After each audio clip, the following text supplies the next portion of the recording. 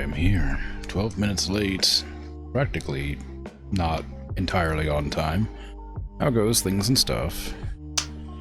Today, I'm playing American Truck Simulator because I forgot to plan a different game.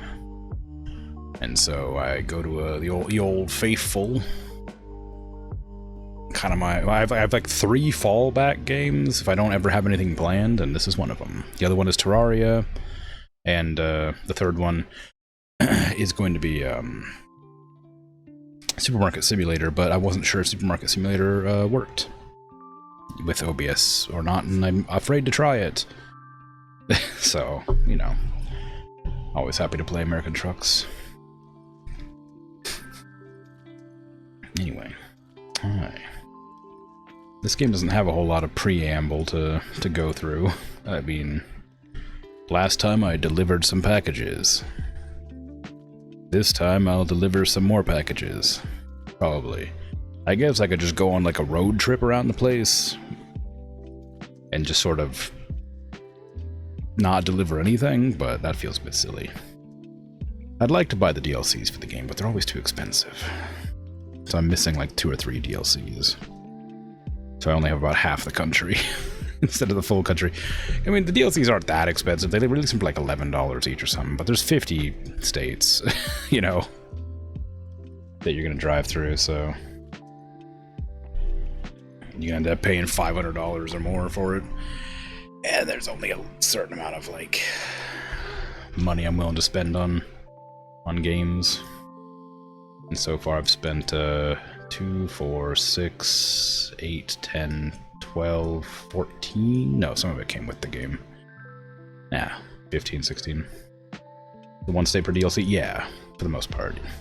The base game came with, I'm pretty sure it came with Washington, Oregon, Nevada, and California. I think. So it came with 4 of them, and every other DLC is every other state. Which, you know, they frequently get bundled together, so they're cheaper, but it still ends up being like $7 per state, something like that. Still quite a lot. But, you know, it is what it is. I enjoy the game, and I play it a lot, but, you know, eventually it'll be a point where I'm not willing to spend more. And it hasn't hit that point yet, but it's getting there. And, you know, they're about halfway through the game, or halfway through the country, so if they're gonna continue, then, you know, great. But, you know, the game released in, what, 2016 or something, so it's almost 10 years old. And they're only halfway through the US. So, who knows?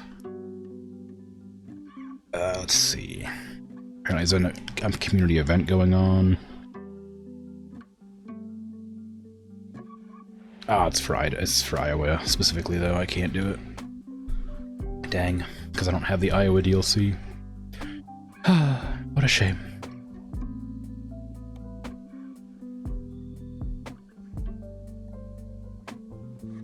Yeah, I'm missing 3 of the DLCs. Not all of them. Not all the ones I thought I was. So I'm missing Iowa. Oh god, I can't remember now. What are the other states I'm missing? Louisiana's not out yet. I'm missing Iowa, I'm missing freaking Missouri, and I'm missing Arkansas. And they are all $12 each. And like I said, they frequently get bundled together, so it ends up being a little bit less than that, but still, I'm not going to pay $36 for 3 states. I don't have that kind of money. But, you know, it's whatever. It is the way of simulator games. It's how you keep them developing it instead of spelling something else. Anyway, so now that I'm in-game, finally, and got through all the text blurbs that pop up, I can switch cameras. And there's plenty to do, like, generally anyway. Even without getting all of the DLCs. I say plenty to do, there's one thing to do, and it's drive around. But I like it, it's relaxing. Yeah, I can't do the event, because I don't own the DLC. How much money do I have right now? I still hate the new menu. It's been like this for a couple years and I still hate it. I have over 1 million, so I should probably do something with that. I could buy some more garages. I've upgraded all the ones I have. All the ones I have are over in... Is that Great Falls, Massachusetts? Is that Massachusetts? Where's Great Falls? That's Austin, Texas. That's Reno, Nevada. That's Seattle, Washington. Is Great Falls in Massachusetts? Am I crazy?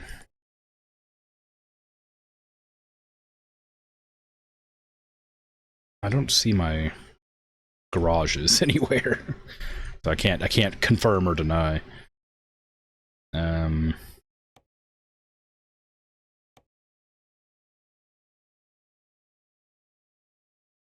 It's in Montana. It's in Montana. Massachusetts doesn't... I don't have... It doesn't exist yet. I just literally... It's just because I looked at it a second ago and got confused. But yeah, so... If I have one there, and one down here, I should probably get one in the center of the country, so... somewhere in Colorado makes sense. If I look at the...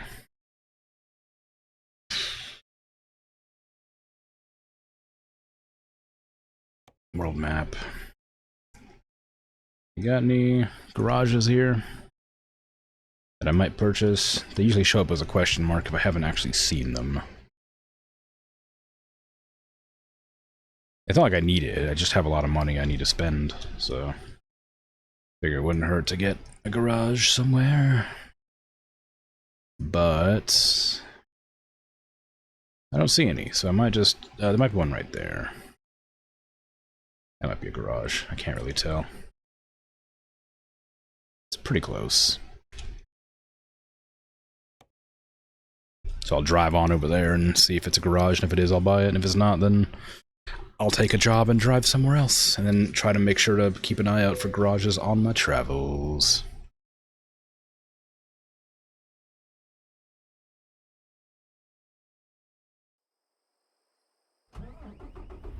Okay, did I make sure to,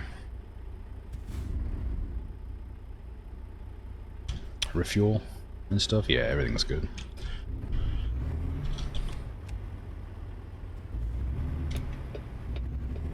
The game's great for if you have nothing planned, just because there's nothing like complicated or difficult about it, and you just sort of enjoy driving around for a while. But a lot of games, like, because I was also considering just like doing a bonus stream of Fallout New Vegas, because I really wanted to play that, but I was playing it tomorrow anyway, so it just sort of felt unnecessary to launch it today and play it again tomorrow. I don't know how long the story is. I imagine it's quite long, but I don't want to rush through it too quickly, because I like to explore my games and enjoy them. So having a little break between play sessions helps a lot for keeping interest and desire to explore and stuff. But there's also a level of like kind of frustration involved with delaying something you want to do for any amount of time, so don't want to delay it too much. But the yeah, being like, oh, I want to play this game, but I can't play it yet, and then eventually you just sort of like, well, I can't play it, so why would I be interested in it anymore? So it's one of those ones I have to balance.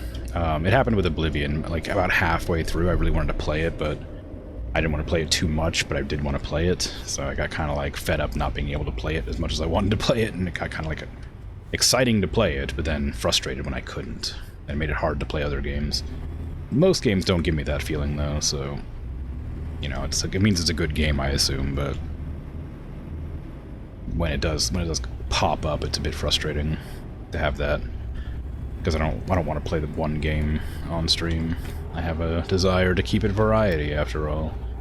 And if I'm playing only that one game over and over again, it's not so much variety, even if I want to do it. It's like, you know, getting a new game but having to work. Kind of a feeling. Like you're really excited to play it whenever you get off work, but then you you come back and you're tired, or you got like chores and stuff, so you're just like, well, guess I have to wait for the weekend. And then you get caught up doing other things instead of playing the game. You know, it's like that.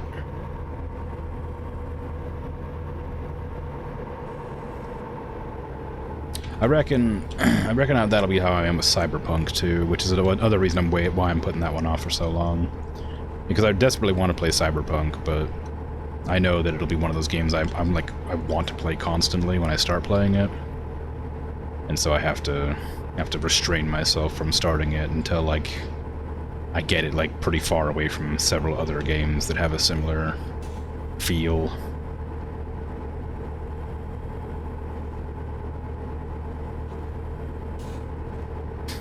But, you know, it is what it is. I look forward to eventually getting around to it.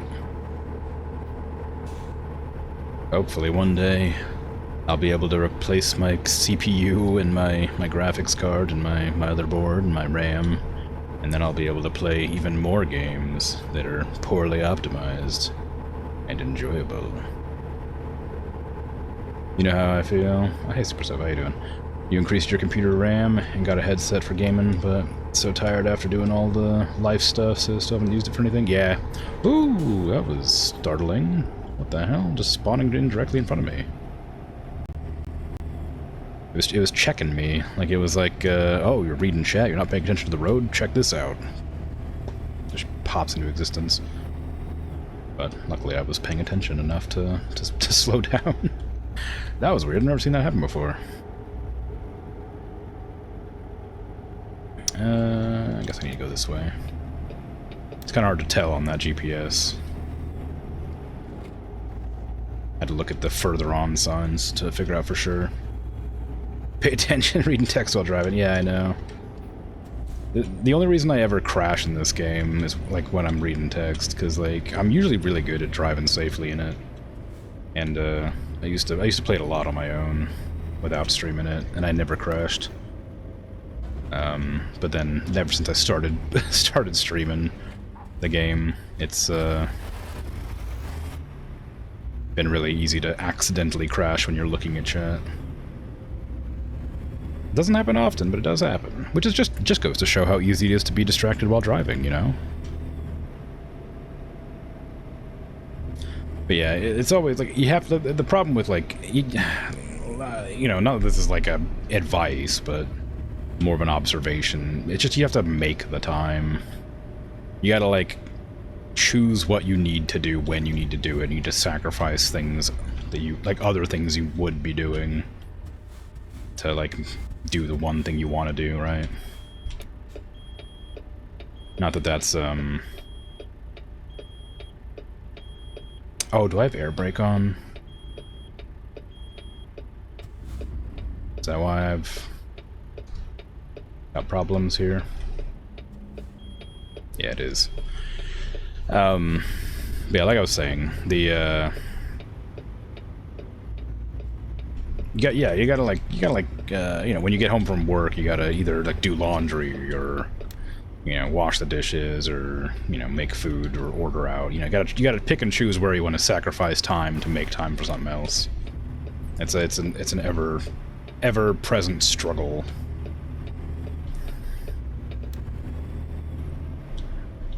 You're trying to organize your week, and you have 3 blocks of time. Clean that tomorrow, sort it out tomorrow. Yeah, exactly. I finally got around to vacuuming today. That was nice. But I still got a lot of trash to take out that I had to, like, not trash, but like just stuff to get rid of.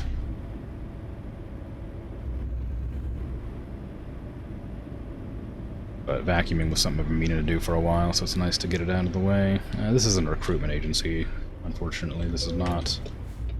That was not a garage like I was hoping it would be.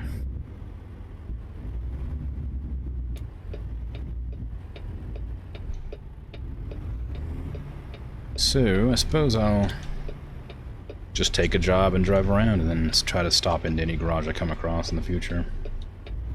I might also just just stop illegally on the side of the road here. And press the wrong button. I pressed F1 to open up my my Moby glass, which is not what this game has. Alright, let's see. Freight market, what do you got for me? Colorado, Denver. Massive jobs? I don't really want to do massive jobs. A wind turbine nacelle. That sounds like it could be good. Going to Butte, Montana. Got huge tires. Nah, let's go to Butte. That's fun.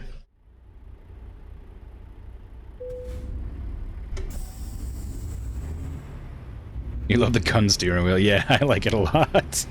I changed it out a while ago at one point, just because I was like, you know, it seems maybe it's not necessarily, like, I don't know, not appropriate, but you know what I mean. Like, it's not necessarily like the vibes that I'm going for here, driving my relaxing truck with my my freaking, I don't know, 45 revolvers here.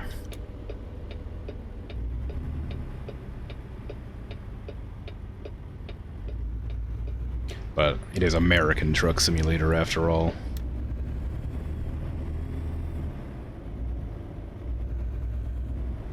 So it's a fitting thing to have.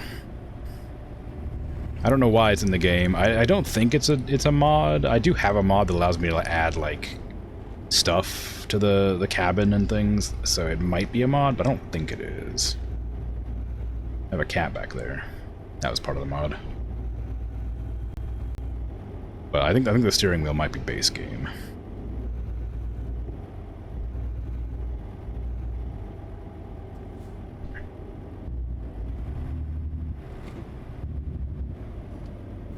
I took that turn a bit close because I was worried about my engine brake. I remembered to that I have to use the engine brake and the trailer brake more. Well, maybe not the trailer. I think the trailer is wrong because I think trailer is still uses the air brakes, but the air brakes need to like charge, so I don't want to use them too much. But the engine brake is good for slowing down, apparently. I think there was another brake I was supposed to use, but I don't remember what it was. I have the emergency brake. I can always flick on or off if I felt like it.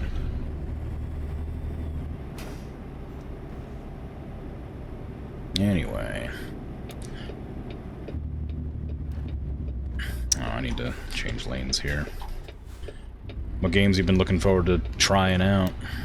Just any games in particular, or just anything you come across? Let's figure RAM's pretty important for most things, but depends on how much you need. A lot of games don't require more than like 16 gigs.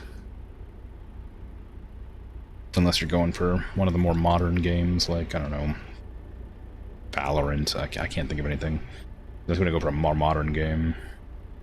I don't know why I went straight to like multiplayer. You could be playing like freaking Cyberpunk or something.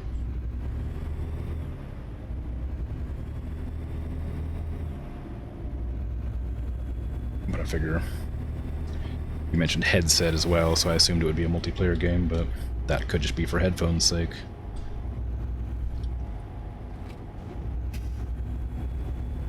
Yeah, I always wanted to get into Valorant, but I hated that they had an anti-cheat that was like required you to restart your computer to turn it on. I just thought that was a bit weird, and it felt kind of like invasive, and I just didn't feel comfortable having it on my PC. Like the kernel level anti-cheat stuff. I'm sure it isn't that big a deal, but it just feels like a problem.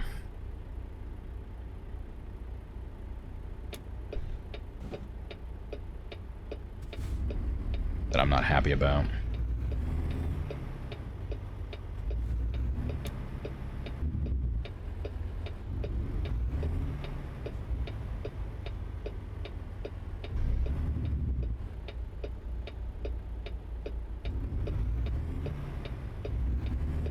Was that an all stop? I didn't even notice. And it is, but I didn't see the sign. You found loads of chill indie games. You realized you get very stressed in shooting games. Yeah, it makes sense. It's a pretty stressful situation. You have Frog Detective 2 and 3 ready, but you're making that an event because of the voices? Nice. I need to play 2 and 3. I played 1 on stream not long ago. Well, I say not long ago. About a year ago. Probably. About now. But I played that on stream. It was a lot of fun. I really liked Frog Detective. It's very cute.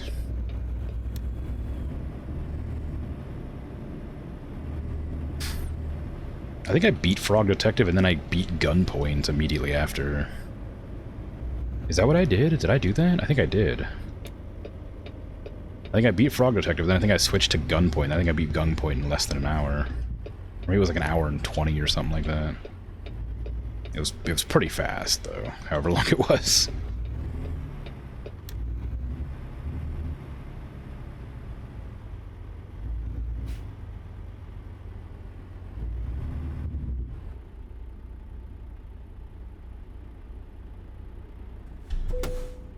I don't know if I should keep putting the parking brake on to stop.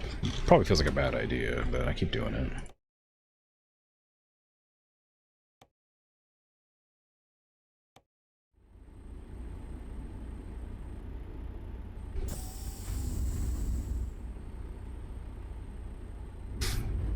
The headsets is maining to game with your boyfriend. Your computer wasn't able to keep up before the RAM upgrade? Yeah, it makes sense then. You got the bundle so cheap. Nice. It's always exciting to get the Oh, it's the murder horse. Oh, I forgot about the murder horse.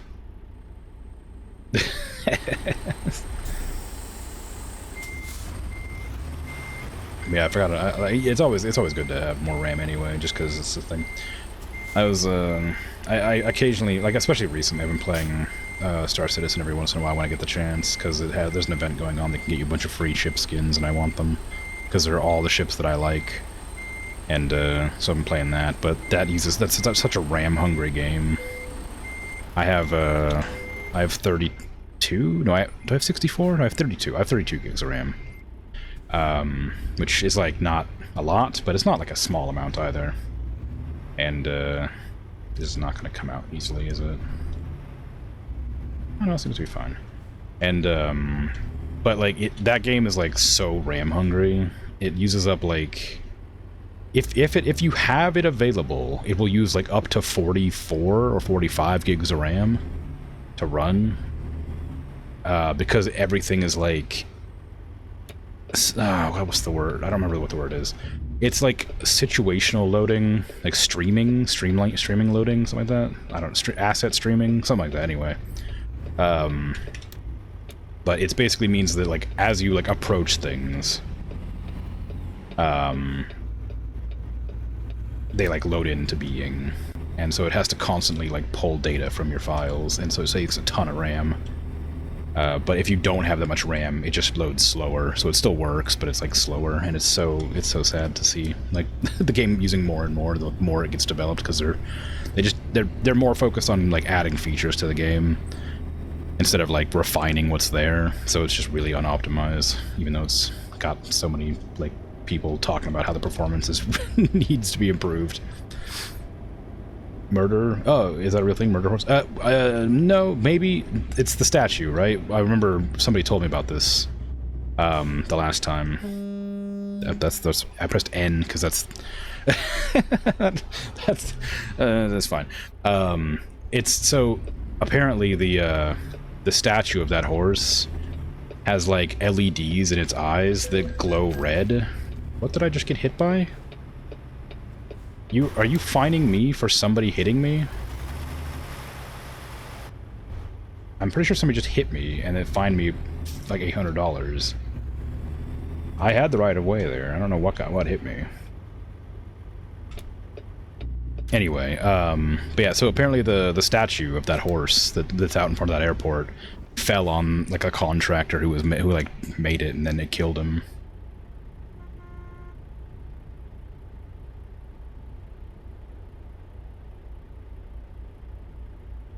I don't remember the whole story, but it's something like that. Something like that happened.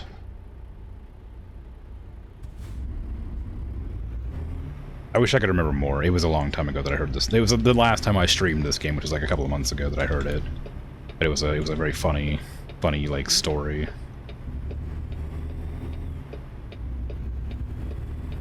Funny like grim, not funny haha.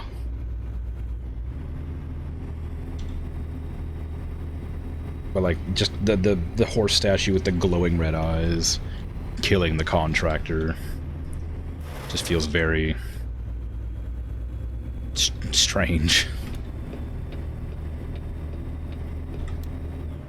Maybe you'll look it up. I'm pretty sure that's... I said Denver Airport, didn't I? It's not Denver, is it?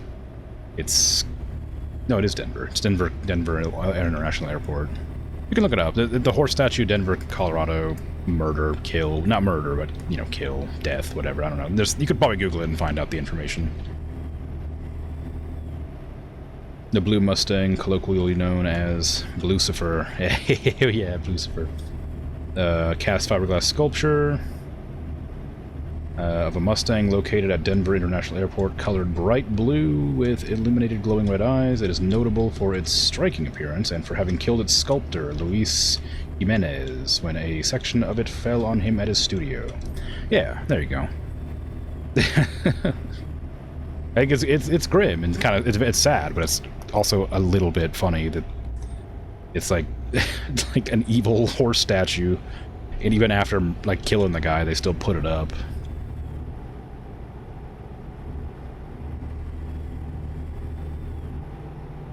Also, calling it Blucifer is really funny, but it is very sad.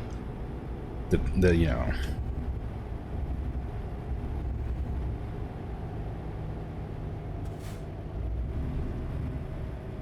Road work ahead, I sure hope it does. I'm actually kind of worried about that. I don't want to detour. Not with this giant thing on my back.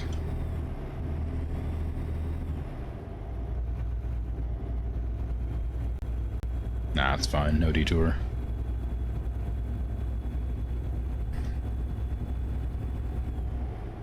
Oh, look, a garage that I probably can't grab right away. Is right there. I see it.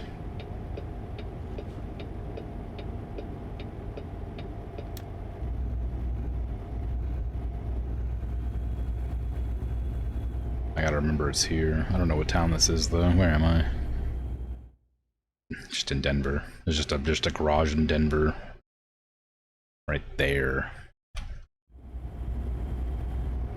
I don't know how to buy more garages. I thought you could buy them from the map, but I guess you have to buy them in person. I didn't remember that being the way it was, but I suppose it is.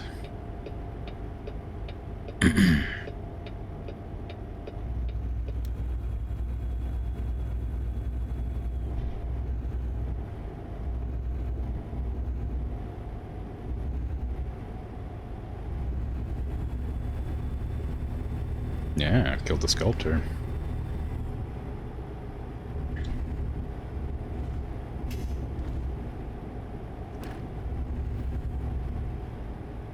I mean, I imagine stuff like that happens all the time, but you don't hear about it much.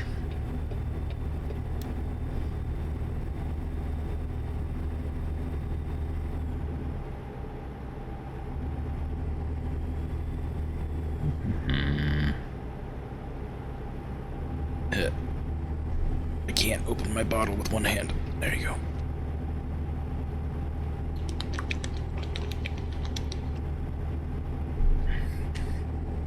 Ah, it's so hot today. I can't wait for this heat wave to be over. It's a nightmare. Because the heat wave is gonna is at the end of the hot time, basically. Like, it's still gonna be warm for another month or so, but the hottest of the year has basically passed just about now. But right near the hottest part of the year, they've decided to have a heat wave. You know, they decided to have one. Them.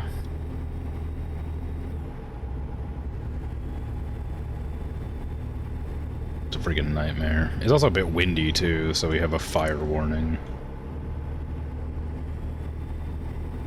As one does in the middle of summer. When does fall start? I don't remember.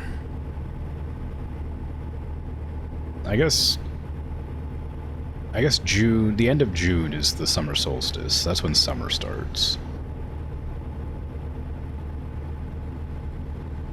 So I guess end of September is when autumn begins. Then, probably. July, August, September. Yeah, like sometime in September, I imagine. Or maybe beginning October. I can never recall. Oopsies. I was busy counting. Couldn't think. Oh my god, it's Loveland.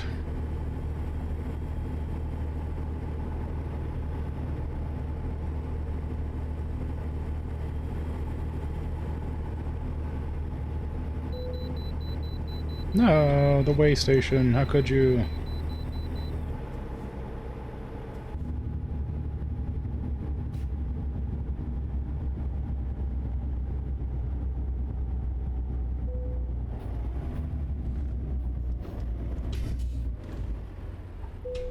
I came up on that way too fast. But I'm sure they don't mind. It's not in perfect technical state. Be more careful next time. Yeah, it got bumped by a random car on the freeway.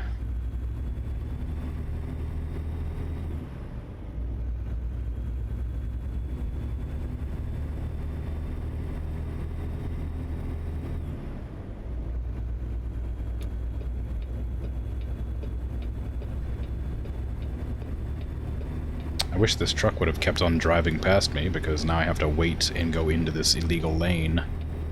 Because they didn't get out of the way in time. There you go. You think the end of September is for the UK? Yeah, I can never remember. I just go based on what the temperature's like for what it is. If it's hot, it's summer or spring. If it's cold, it's autumn or winter. If it's really hot, it's summer. If it's really cold, it's winter. Those are my metrics. Sorry, my imperials. That was a joke. Anyway, don't laugh at that one. You can if you want. I would appreciate it, but you don't have to. Anyway, so yeah, like if it's like, because I know the summer solstice is the day that summer starts technically. The first day of summer is the summer solstice, and so I imagine the first day of winter is the winter solstice, which I think is the 25th. Is that like Christmas time? Is the winter solstice, or is it like a week before that? I can't remember. But something like that anyway. You chuckled. Hey, yeah, I'll take it.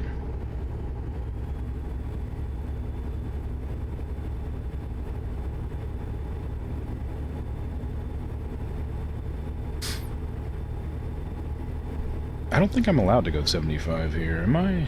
Feels a bit fast. Oh my god, wholesale fireworks in the desert. Amazing.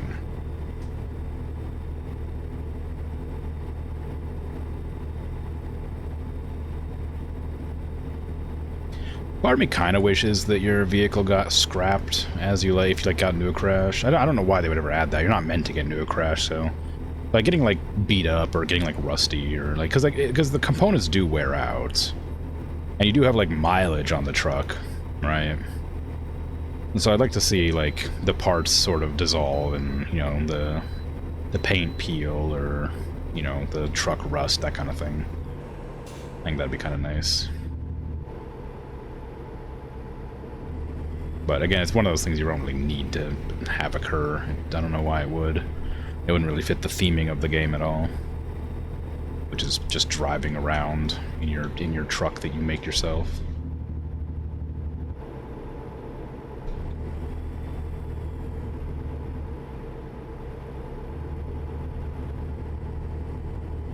When the leaves start going, saddest part is no leaves on the trees. I kind of like the sort of the no leaf tree look. I don't know what it is about it, but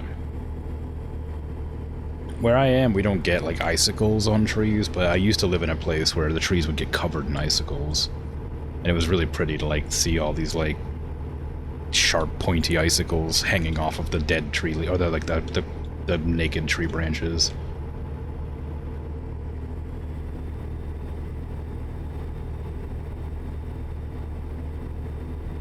Like, it gets freezing here, but I mean, I guess we don't have enough perspiration in the midst of winter time for it to develop icicles. You have a very rubbish winter, very little snow turns to slush quickly. We don't have snow here at all, really. It snows maybe once a year, if we're lucky. And that sticks around for, like, maybe a week. Last year I think we had 2 snows, which was cool. But mostly it's just cold. Which is fine. I like snow, but it does cause problems for the roads and things. For cities that aren't really, you know, meant to deal with it. But yeah, I imagine slushy roads are kind of a pain. That same place that I used to live that had the icicles would frequently, like, rain with its grapple. And yeah, when I was like, I have a photograph somewhere of me walking through the streets at night while it was like raining in the freezing cold weather, and like my entire beard was like frozen, so I have like icicle beard. It's very funny. I don't know where that photo is, but I definitely have it. But yeah, I kind of miss that place. It was one of those places that's like nice to like visit, but not great to live in. But it has like everything you want nearby. It's a walkable city. Like, so you can like get everything you need. I've never lived in a walkable city outside of that one. Not really. Most places in America are pretty far apart, so you'd have to like travel to a different town to get to a shop or something, you know, or a movie theater, whatever. And so the being able to walk, you know, to like the library and then go to like a restaurant after, or go to the movies or something, or take the tram to the other side of town to visit like a friend is kind of fun. You have to drive everywhere. Yeah, exactly. America's infrastructure is just designed around everybody owning a car, which is crazy because it's just unsustainable. I don't know. Trams are so good. I know, I love them. I'm so sad they're not more common here.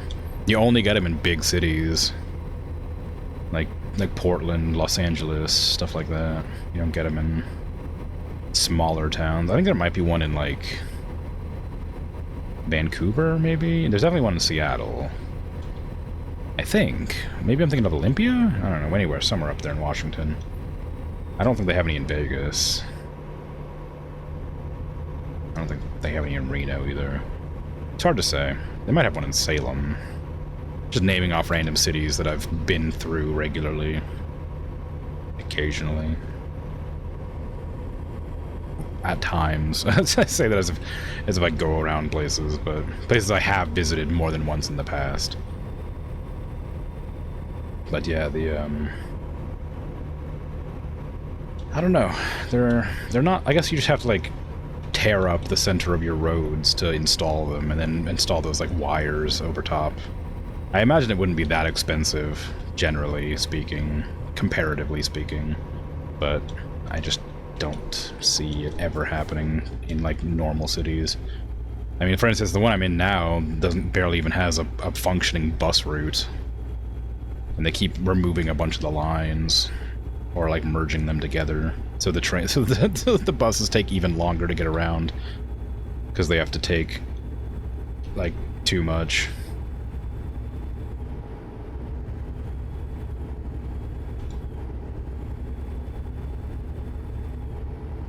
Like they're like, yeah, it's just really annoying having the bus routes get condensed down to longer bus routes that carry less people, because again, everybody has a car, but the people that don't have cars need to rely on the buses, and the buses don't run because they don't get funding from the state or from the government for various reasons. Who could say why?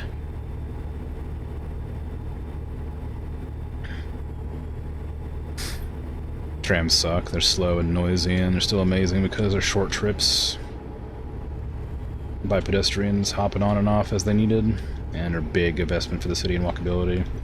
Tram is so much more trustworthy than the bus.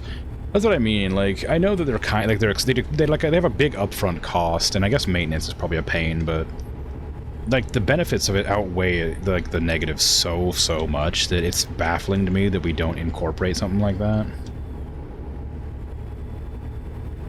Like, America having, like, a train line is pretty unlikely ever. We have trains that go across the country already, but, like, they're, you know, for freight. And, like, it would be convenient to have trains, but trains are such a massive investment to maintain.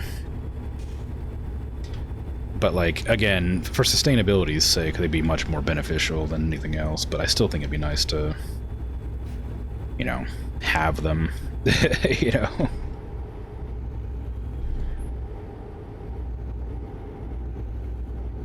I don't know. Yeah, Colorado Kaput, how you doing? Holler up, 1036. Is on par, Rubber Duck. Don't get any bear bites and watch out for alligators before you 100. Get your Georgia overdrive before the double nickel. We 10-4, 10-20. Yup. You got it. Good buddy. What you said.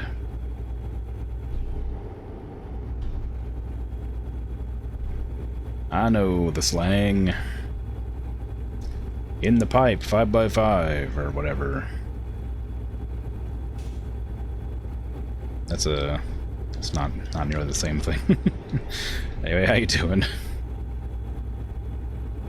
I like trucking game, but I know nothing of the lingo. Or the decorum. I just drive with my gun wheel. And my rainbow star truck.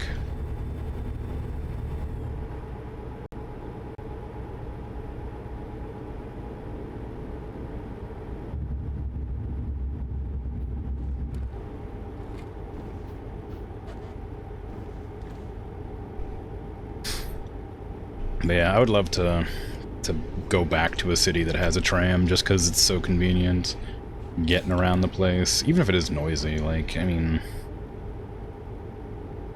just lowers property value, so you get your apartment for cheaper, right?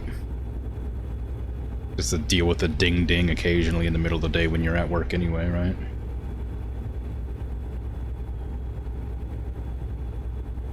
I have a friend who lives on a train line, and like near a hospital as well, which I can't imagine.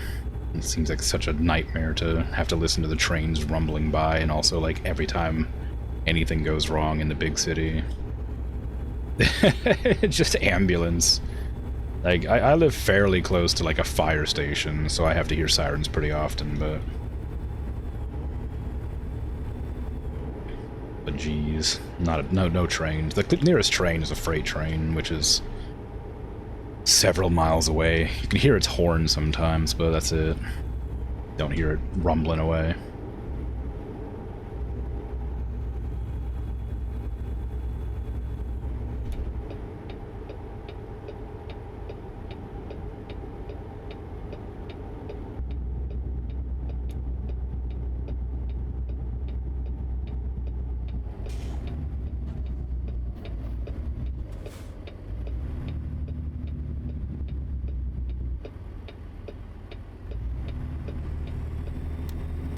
Made it.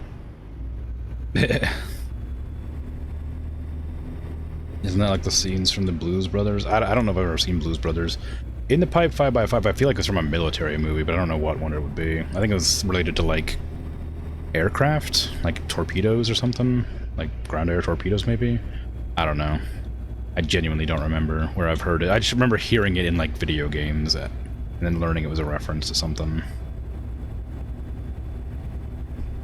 How often does the train pass? Often enough that you won't hear them.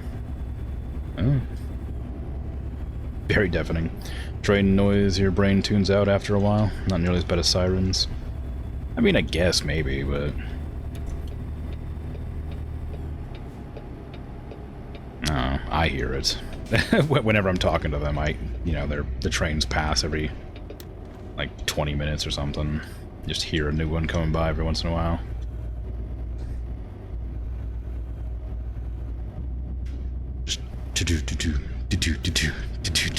God forbid they honk their horn in city limits. Which I don't think you're supposed to do, but I guess they do to warn people they're coming.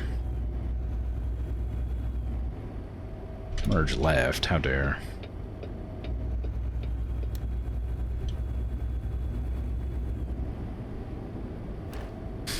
This isn't like related to anything. I just was like looking at these street signs, and they Any Austin is a YouTuber, did a video on the legality of street signs in GTA 5, and I thought that was a very funny concept for a video, and it was very interesting to watch. I liked it. Would recommend. There's very few legal street signs. I haven't actually noticed if the street signs in this game are legal. They're close enough that I wouldn't notice like immediately.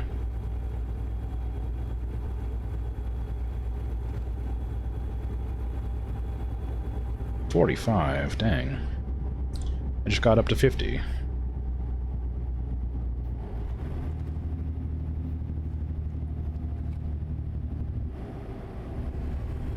And now we're going back up to 70? Dang, I just got down to 45. God. Train noises, yeah. You live near a motorway and train track. You block the humming noises out, but until you spend a night away and the humming is so loud when you return, yeah, I bet. Your city has the largest running tram service. Really? Wow. About 1,700 stops? Dang. Crazy. You think that will be remedied in GTA 6? I don't know, maybe. Annie Austin really blew up in popularity, so it's very possible that Rockstar developers have seen Annie Austin's video about the legality of street signs. And apparently he frequently will reach out to the developers of the games and talk to them about the signs.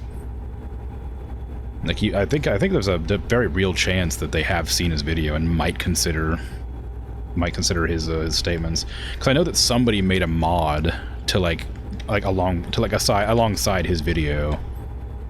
To like put up on the GTA 5 like modding forum or whatever to fix all the street signs, which was very silly, but it's possible that in GTA 6 they'll actually like make the street signs proper.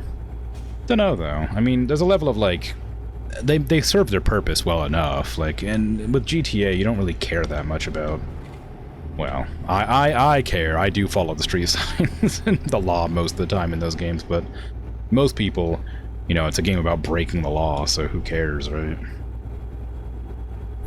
So, you know, there's also a level of realism that becomes less important as, you know, it's like realism or fun, right? Like, if everything's too realistic, then it becomes less interesting.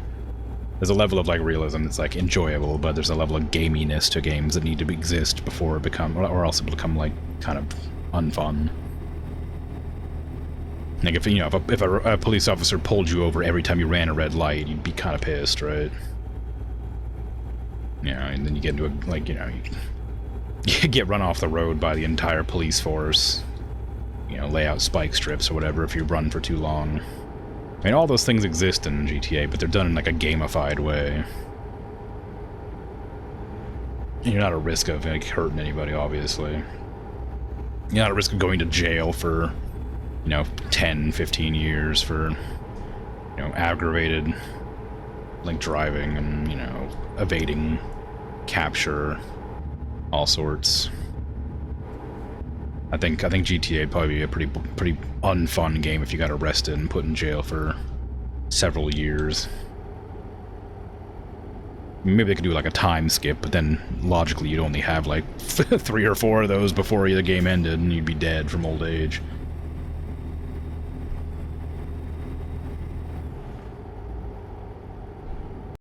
Are my headlights on?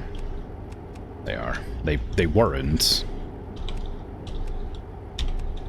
I don't know where the headlight is. The indicator in this truck. It's still a fairly new truck, all things considered. The last truck I was driving, I drove for like several streams. This one I got, well, not terribly long ago. I've only got 8,000 miles on it, so it would have been 2 streams ago? 3 streams ago? Uh-oh.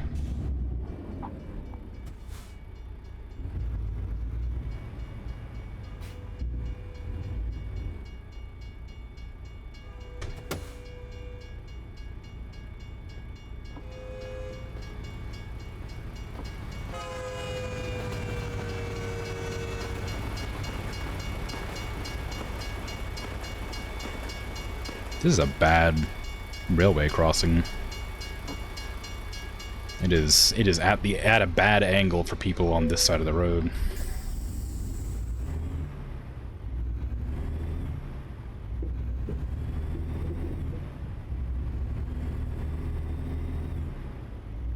Did you know those are breakaway? It's not like important. Well, actually, it's pretty important. A lot of people don't know it.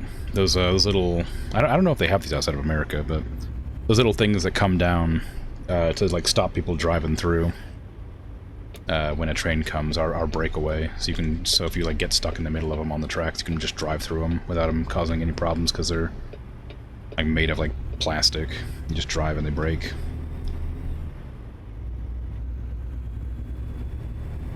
A lot of people don't know that, so they panic if they get stuck on train tracks. It feels baffling to me that people don't know how to drive around train tracks. You have to like get your driver's license. You have to like pass several tests. Do they just like luck into it, or is it just like they get impatient and they make like a snap-second decision that causes problems? Do they know that they're not supposed to drive like if there's not enough room on the other side of the train track or whatever? Like there's like several rules about trains. Like train tracks. Even when I did my test, I had like 2 or 3 different questions about trains. I mean, that was... Jeez, how long ago was that? 10 years ago? Maybe?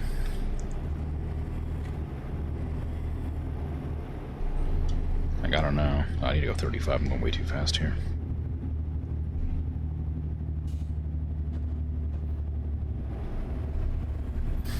Lack of foresight, yeah. Assuming it'll be fine until it isn't. I guess, yeah. It just feels weird. It's one of those things that, like, why risk it? Like, it's either fine or life-threatening. There's no in-between. Like...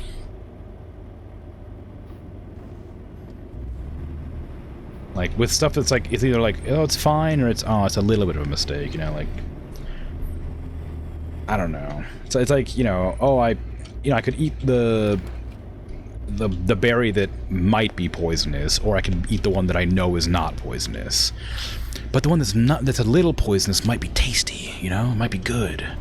And the ones that aren't are just kind of like boring and bland. It's like, oh, you could have a tasty berry, but you also might die, you know? Like, it's not a good analogy. It kind of gets the same point across. I didn't have to make it up, but you know what I mean. Like, I guess like snap-second decisions. Like you have to make several times a day anyway. But ones that like could affect your health, I guess, or. But I mean, like, I guess that's sort of a paranoia thing, maybe. Like, actively considering things that could go wrong. And being like, well, I guess we talked about this before, but like hypervigilance is probably some way related to that.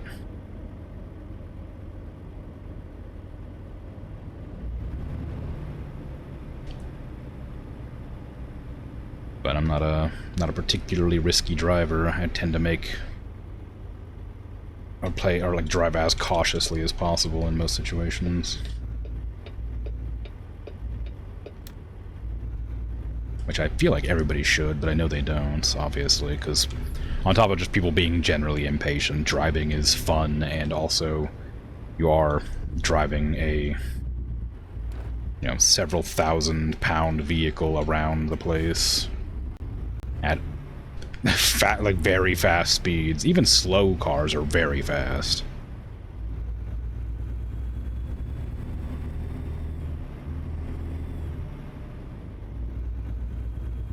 Like, I don't know, 15 miles an hour is like crazy slow for a car, but like that's still really fast. To be like driving such a big, heavy, like hunk of metal. Hot Springs State Park is a very boring name for a state park. Ooh, I don't think I've ever seen this tree before. Usually you just see them like that one, like those ones in the distance. They're kind of like the generic trees. But that one was very unique looking.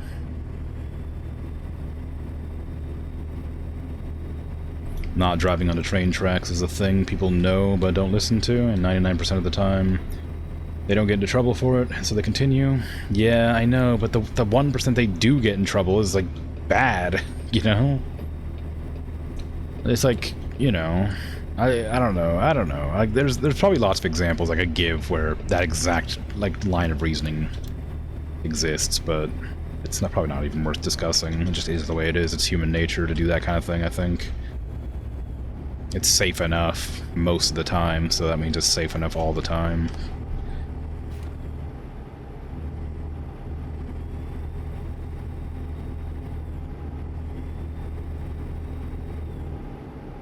It's, whatever the probabilities of, you know, getting in trouble, pretty low.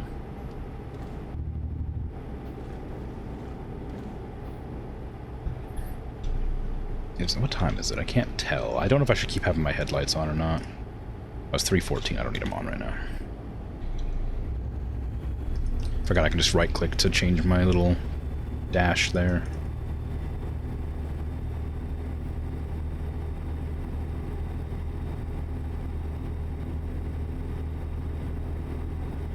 A lot of people don't learn until they personally get bad stuff, and sometimes even then.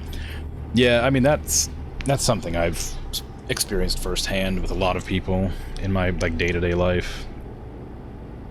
It's just like seeing this, like, sort of repetitive, frustrating,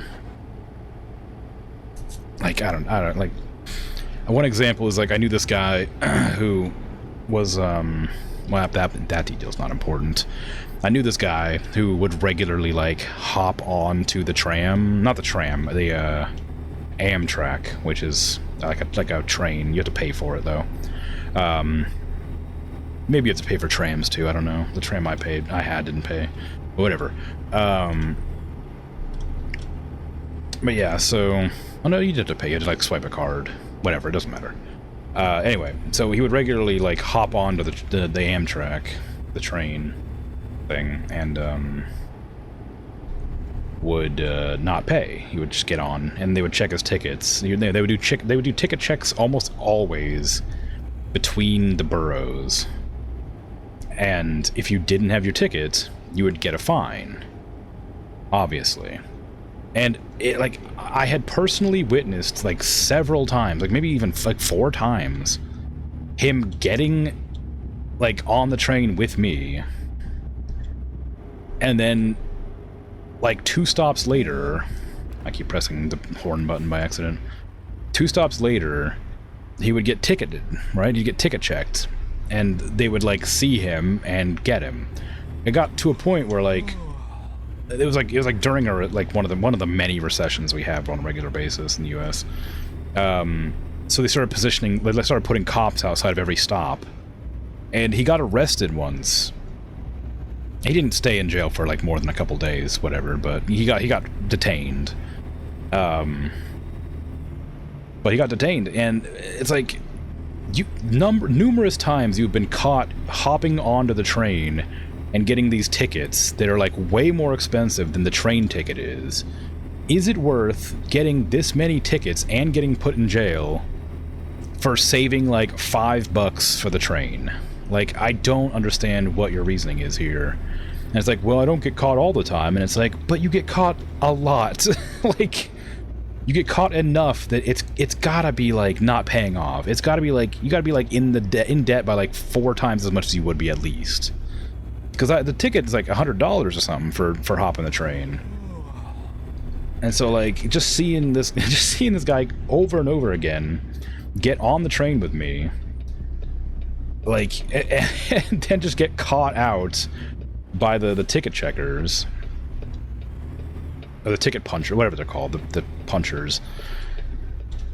And, like, the number of times he tried to, like, get off of the train at the stop when they were doing the ticket checks, then stopped by the police because they were standing there waiting for people to try, like, you know, jumping out mid-check. Like, I don't know.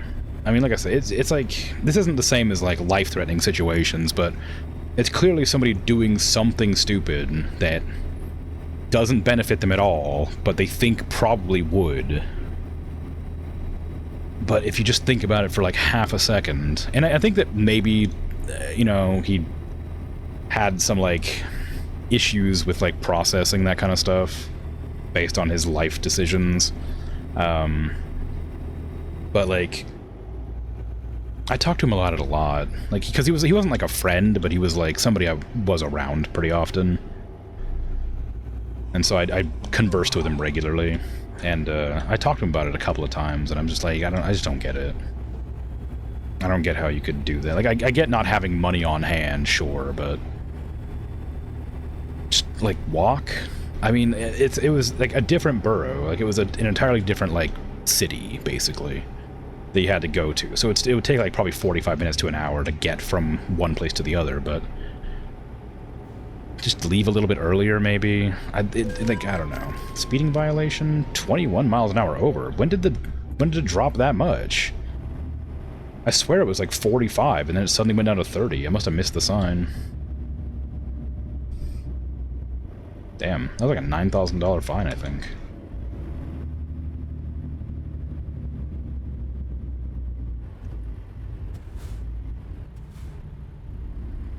I gotta do a rant.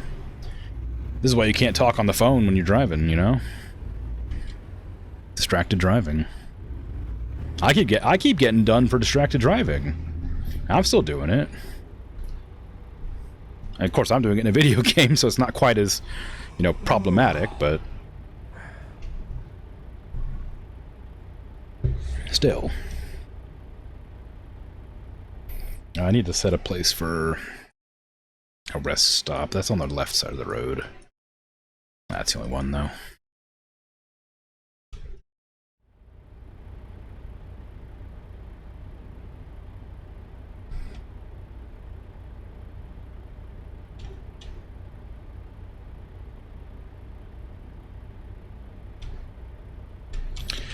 Yeah, I don't know. It's like whatever, I guess, right?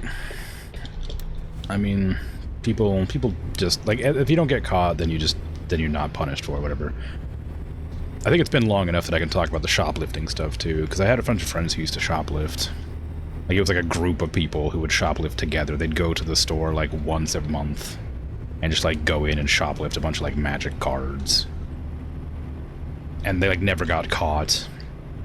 But then one of them decided to shoplift like a carton of cigarettes when the shop attendant wasn't looking, and got arrested because like those are a bit more like monitored, I guess. So he got caught on the tape. But like, you know, and like they didn't stop anybody else from shoplifting once a month. They just got one of their friends arrested. And like, you know, sure, I guess, you know, you get your Magic the Gathering cards, but also, is it worth it? Like, is that risk worth it? You know, it just feels like a really wild one, you know? But it is what it is, I suppose. Hey there, Kendrick Burst, how you doing? Thanks for the raid. How goes? How's your stream? I'm breaking the law right now, because I need a place to sleep. What happened there? Holy crap. Hey there, fellow trucker. Yeah. Just gonna park up here very awkwardly. Nobody's gonna bother stopping me. Just have a little nap out here in the middle of the street or whatever. How was your stream? Good, I hope.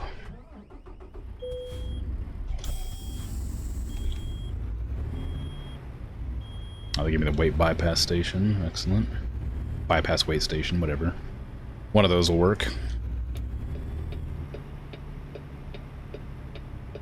Alright, let's get out of here. I don't even know how far I am in this job. I should probably check that.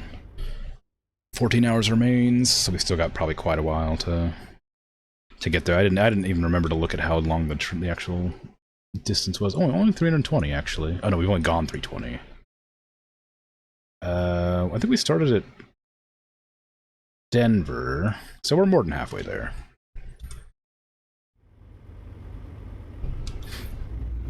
It was good. You did your first convoy with randoms. It was fun. You made some new friends. That's cool. I've not done the convoys before. I don't tend to play with people. I'm very antisocial. But yeah, I bet it'd be a lot of fun. It seems like it'd be a pretty chill experience. The game is quite enjoyable generally, and I imagine it'd be relaxing to play with others, provided you're not going crazy style. Unless you're all wanting to go crazy style, in that case, it's probably not a big deal. I tend to play it very, very intended, I guess, where I'm like making an effort to always follow the laws, except when I'm not, and you know, trying not to crash, except when I do, for the most part. But so it's a great game. It's super relaxing to play. Hey Zarandel, how you doing? You're not new, but hello regardless. Good job on the first redeem. I'm surprised that one didn't get taken already. Oh, and to hydrate. I can't drink and drive. You kidding me?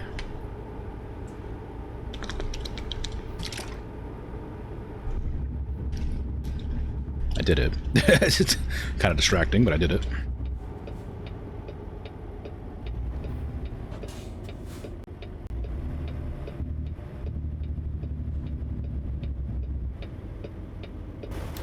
Okay, it was still good. I don't need to go that side.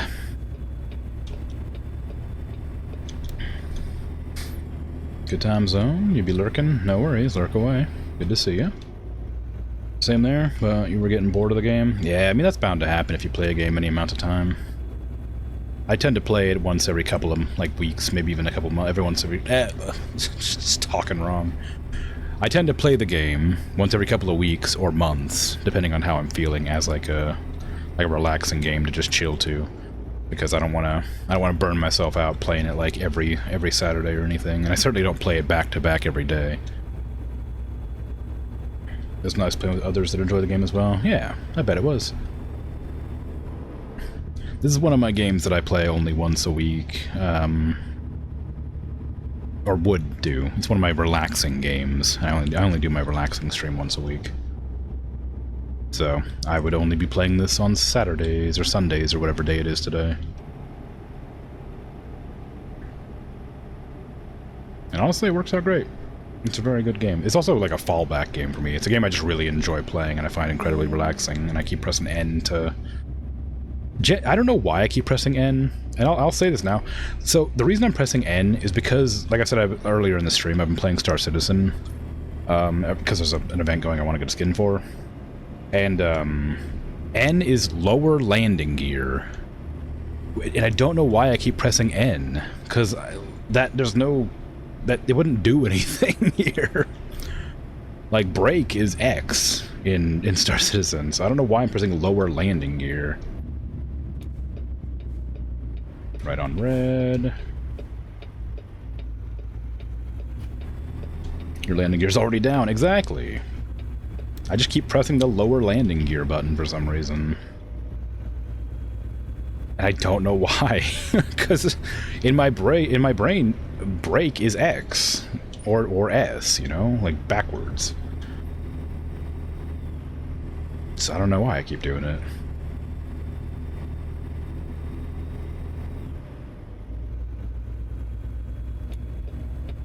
Anyway, I like the game. It's relaxing. I enjoy playing it every once in a while when I have nothing else to do or nothing I want to play. It's a good like brain off kind of game where you just sort of ramble or zone out and just sort of drive around enjoying the noise of the truck and the vibrations and the scenery, which is still quite nice despite it being fairly dated at this point. It's a very, very pretty game despite it being, you know, 10 years old or whatever.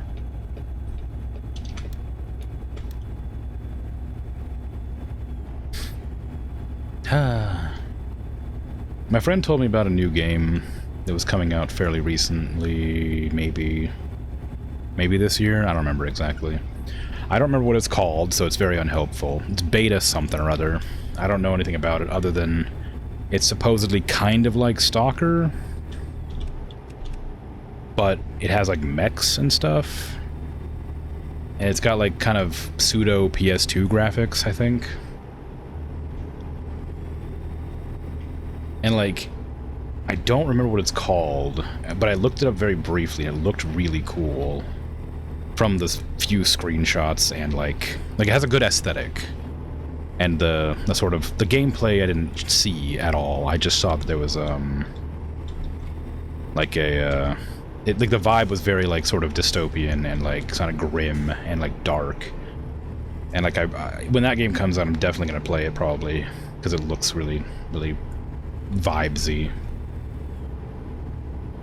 Sounds cool. Yeah, this game is great. Hard for you to read chat while you're playing. I mean, yeah, that's the downside. If I ever do crash, it's because I'm reading chat. It doesn't happen often, but it happens like at least once or twice a stream. But there's very few games that I find as relaxing as this one to just chill in. Like if I was playing, like I think Supermarket Simulator again is one of those games I really enjoy and I find incredibly relaxing to just play. This is a good one, obviously. I also like Farming Simulator. I find relaxing, but that has a bit more of a purpose to it. You're kind of making an effort to do stuff in that one. And it has a lot of like keybinds and stuff, so it's kind of hard to relax when you have to remember every single keybind. But there's a lot of really good, just like chill games to play. I'm looking to get more on stream, but I don't know which ones I want to do. I've thought about that Hunter Call the Wild game a lot, but it's a hunting game, and while I think it'd be a very good, fun, relaxing game, and I've talked about this several times, just occasionally the incredibly loud gunfire amidst the entirely silent game as you're crunching through the woods or whatever, like kind of rustling through grass, listening out for like some... Oh, thank you for the follow. I appreciate that. But like as you're like rustling through the grass, listening out for like deer calls or whatever as you're hunting, it's just like, it's so relaxing. And then you just out of nowhere, and it's so loud and jarring, and I feel like it'd be a really bad game to stream as a relaxing game, because just because like it's really quiet and pleasant and nice, and then suddenly it's very not. And I had somebody tell me they didn't want to, like, they wouldn't like hanging out in that chat. Because they wouldn't appreciate the gunfire sounds, which is fine, of course. I don't think that they're hanging out in chat anymore. I think that was a while ago. Which is fine. They're, you know, if you can't be here, don't worry about it. But I chose not to play it because they asked me not to, or they sort of implied they didn't want me to, and I was like, okay, that's fine with me. Because I was already on fence about it, but I do want to play that because it is relaxing. Even though occasionally there's loud gunfire, you know? So I do want to get that installed. But it's also like 80 gigs. It's like crazy big. It's a gigantic game. And I think the reason it's so big is because it has a lot of DLCs, and I think it's one of those games that like downloads all the DLCs, and then you have to buy the key to unlock the DLCs. So I think it's like downloads the entire DLC with the game. But you're not actually like able to use the DLC until you pay to like unlock it. I think it's one of those situations because I remember it being like 30 gigs when I got it, and now it's like 80. But I do not have that amount of space on my hard drive to install a game I'll probably only play like once or twice on stream, several weeks apart. Is your stealing wheel made of guns? It sure is. They're 45 revolvers. They don't have any branding on them, so I have no idea what kind, but they are 45s. And very American.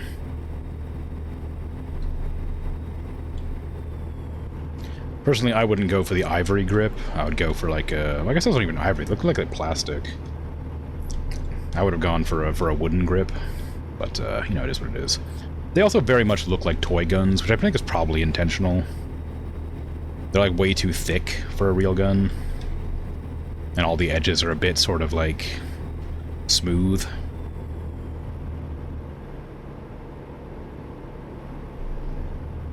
But they are indeed guns.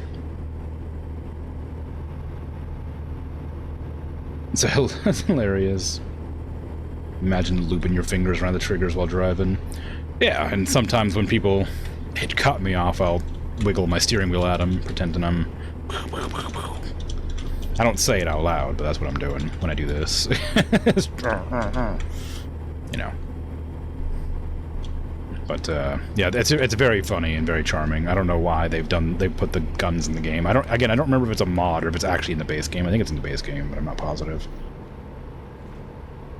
I'd have to look. But it's a very silly steering wheel.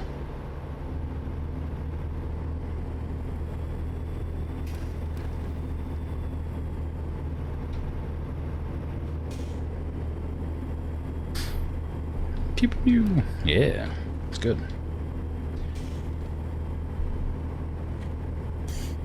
How's the cat doing? Good.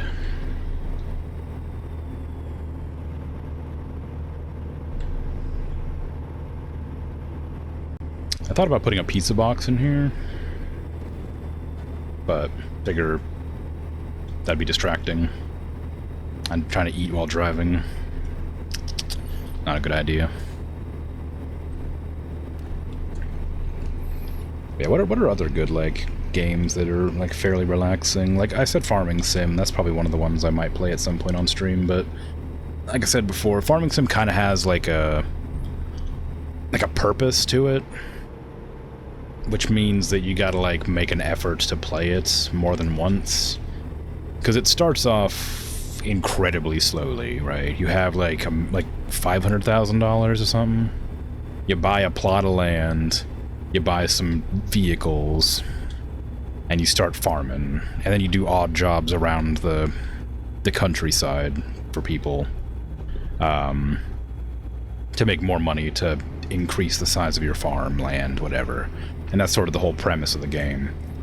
And while that's an enjoyable experience, generally speaking, it is also one of those things you have to, like, commit to doing, because if you only did, like, one stream of it, at you know, 4 or 5 hours, like I do, you'd get, like, a grand total of, like, 2 fields plowed and one of them, like, half planted or something like that.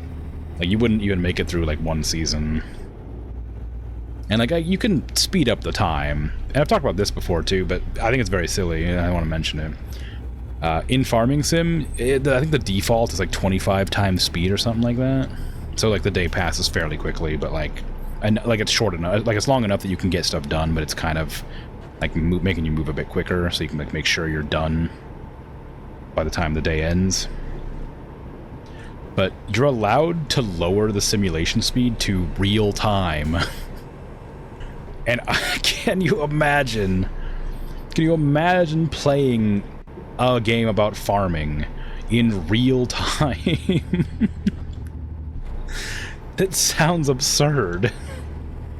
Like, I'm sure it exists purely so you can, like, get everything you want to get done, because the fields in the game are, you know, small. They're like 1/1000th the size of a real field in real life. Like, it's a simulator, not a real game, or not a real world thing, representation.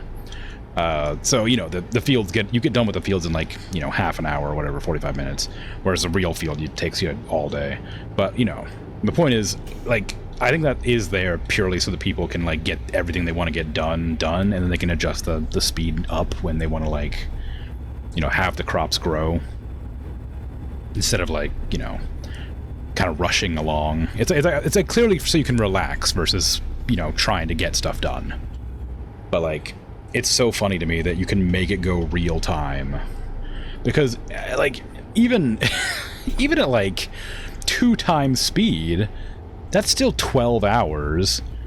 Like, at 3 times speed, it's still, like 6 hours, whatever it is. Like, you know, 4 times speed is 6 hours, whatever, you know what I mean? Like, it's still incredibly long period of time for a single in-game day in that video game. Unless you had, like, a mod that restored, like, that made the game, like, 1-to-1, and you had, like, a custom map or something. But then, like, even then, just go buy a real field and plant some real crops, because, like, it's gonna, aside from, I guess you get, like, air conditioning or whatever. It did say I could bypass this, I think.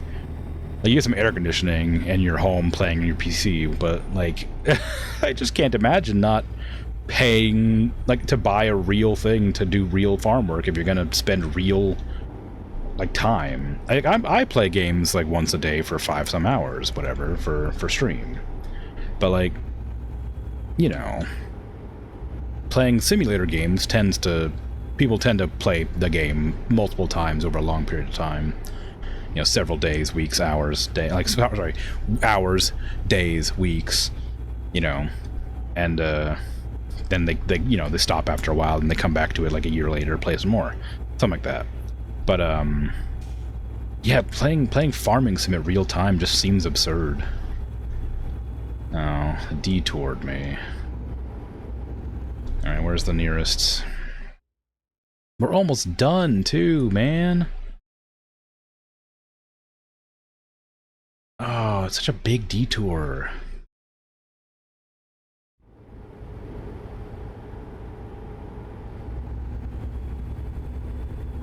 Rude. Take the biggest field and get hired to do harvests. That's your 4-hour stream. I mean, yeah, basically. You played it 60 times, but with withering off. That makes sense. I mean, that's a good way to do it. Just like speeds through, so that the crops won't die, stuff like that. I really liked that you could turn off. I always kept it on, but I liked that you could turn off the crop destruction. So if you wanted to drive your truck through the fields to get places quicker, you could. I always leave it on, but I like that you can turn it off. But yeah, like I said, it's one of those games I might play on stream, but because it requires you to like pay attention and do stuff, I feel like it probably isn't going to be like as relaxing as this game, which is just me looking kind of straightforward on a road, driving slowly towards a destination. Well, quite quickly actually, but you know. Like, if you remember when I played Space Trucker the 1 or 2 times that I played it, I don't remember. Like, I really like that game, but it's really hard to play on, like, a relaxing time slot because it's really stressful because, since it's, like, in 3D space.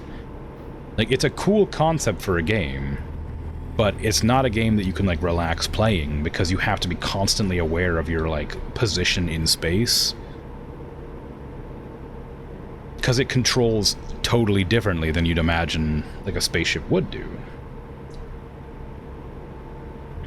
Like, it doesn't have, like, vertical and horizontal thrusters. It has, like, pitch and yaw, and forward and backwards.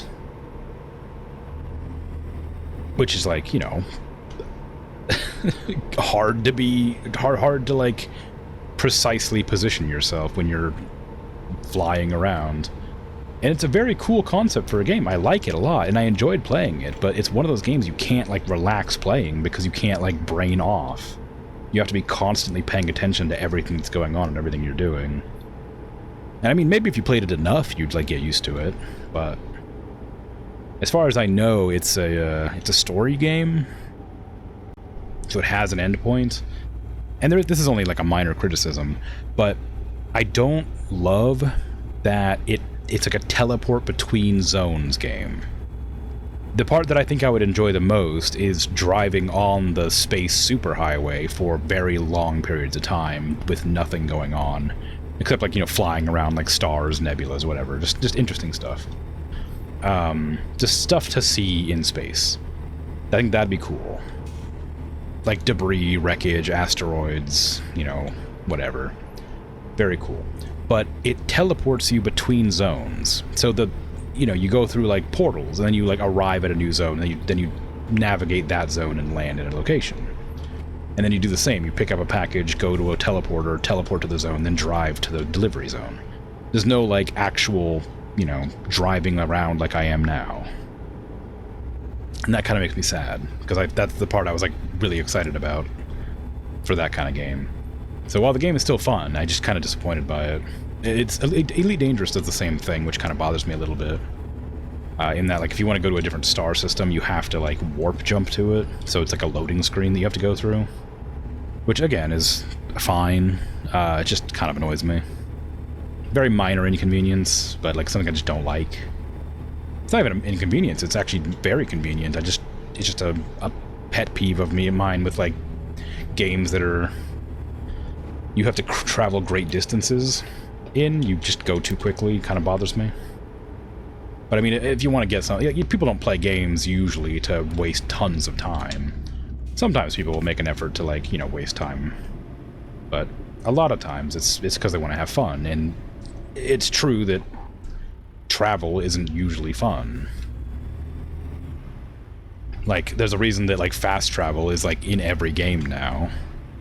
Because not fast traveling is kind of frustrating. You want to get somewhere quickly. Oh, you forgot this thing at a different town. Oh, you needed to buy something, but you're too far away. Like, oh, whoops. You meant to submit this quest, but you forgot to talk to the person in that town. You thought they were this town. Like, fast travel's really convenient for that kind of thing. And so it's great to have, but I want the option to not use it, if possible, I want to be able to travel the giant distance that I want to travel without fast traveling, but and I get that, like, that's a gameplay thing, and they would have to go out of their way to model an entire environment to follow along that gigantic path, and that would be a lot of time and effort and tedium to program events and stuff along the roadsides, whatever. In that game specifically, because it's not designed that way, but and like I said, I get it. It's just I wish it was different. So it's backing up too. Yeah, there's a lot of backing up in the game. A lot. It's really easy to mess up. Especially if you connect multiple cargoes to the back of your truck. You have to, like, it's really hard to, like, position them correctly. But, like, it's got a lot going on, and I like it a lot. I just wish there was more just traveling between locations so I could relax playing it.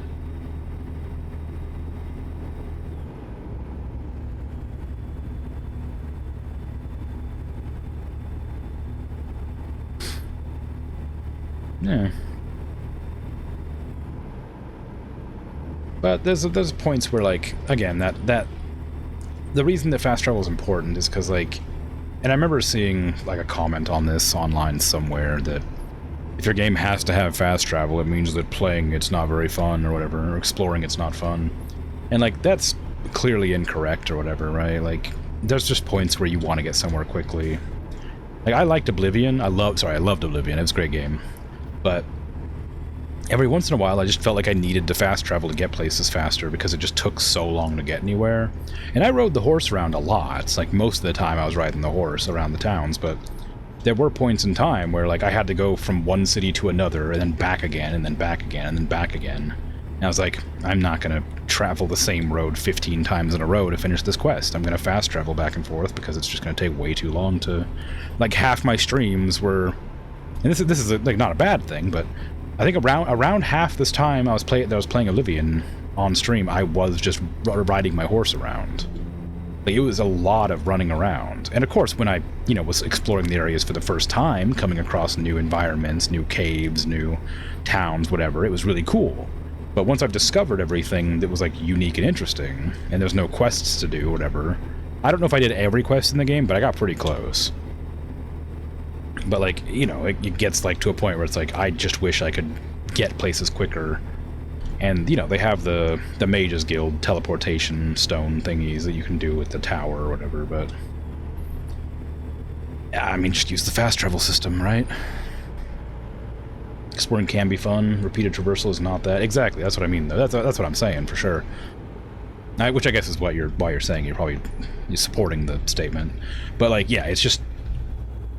Like, I like the exploration. I don't like having to backtrack 14 times in a row to do this one quest line that has me talk to the Count, then go talk to some other guy, then go talk to the Count again, then go talk to some other guy, then go talk to the Count, then go talk to the Count's, like, friend off in some other town again, and then I go follow this one person around the place, and then teleport back to talk to the Count again, and it's like, oh, God, please. But I genuinely loved that game, but there was just way too much walking around. The horses did make it fun. I did enjoy riding the horses. Like, it was nice being able to, like, get around quickly. like in world. And like if I don't know, I assume there isn't one because I don't think there was in Fallout 4 or 3, but if Fallout New Vegas had a way to like get around faster, like a motorcycle, because I see a lot of motorcycles around, maybe they exist, but I have a suspicion they don't because it feels like a weird thing to have. If they had a motorcycle or something, then I would love that. I am absolutely not going to let this detour redirect me again. I'm going to break the law and just go around it because I can't take the detour. I would need to go all the way back this way and go through this one to get around to there, and that's going to take like another full day. I'm just going to break the barricade. These detours are like absurd. Like they're like, here, go to an entirely different town 100 miles away to get to where you want to go. And it's like, that's not how this would work in real life. You would have a road that would be like 10 miles down the road, and you'd turn off that and get there that way. You wouldn't go hundreds of miles out of your way to get to a location. Can I squeeze past there? Yeah, I can. Okay. Also, you wouldn't have the, like, it looks like it's a car crash maybe. You would not have the police cordoning off like an entire section of the freeway for, unless it was a gigantic car crash. For one car crash. That's crazy. Maybe it was like another airplane crash, like that happened before. I remember seeing like there was an airplane on the road. I guess that would make sense. But, oh, it's a helicopter. Oh, so it's like an emergency, but still, you know what I mean, like, it's just a bit.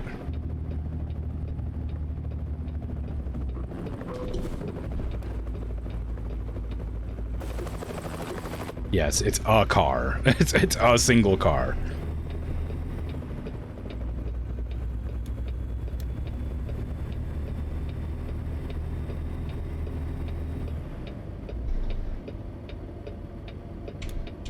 Okay. I was like, what's that noise? I turned on my emergency lights by accident. No. Did I? What?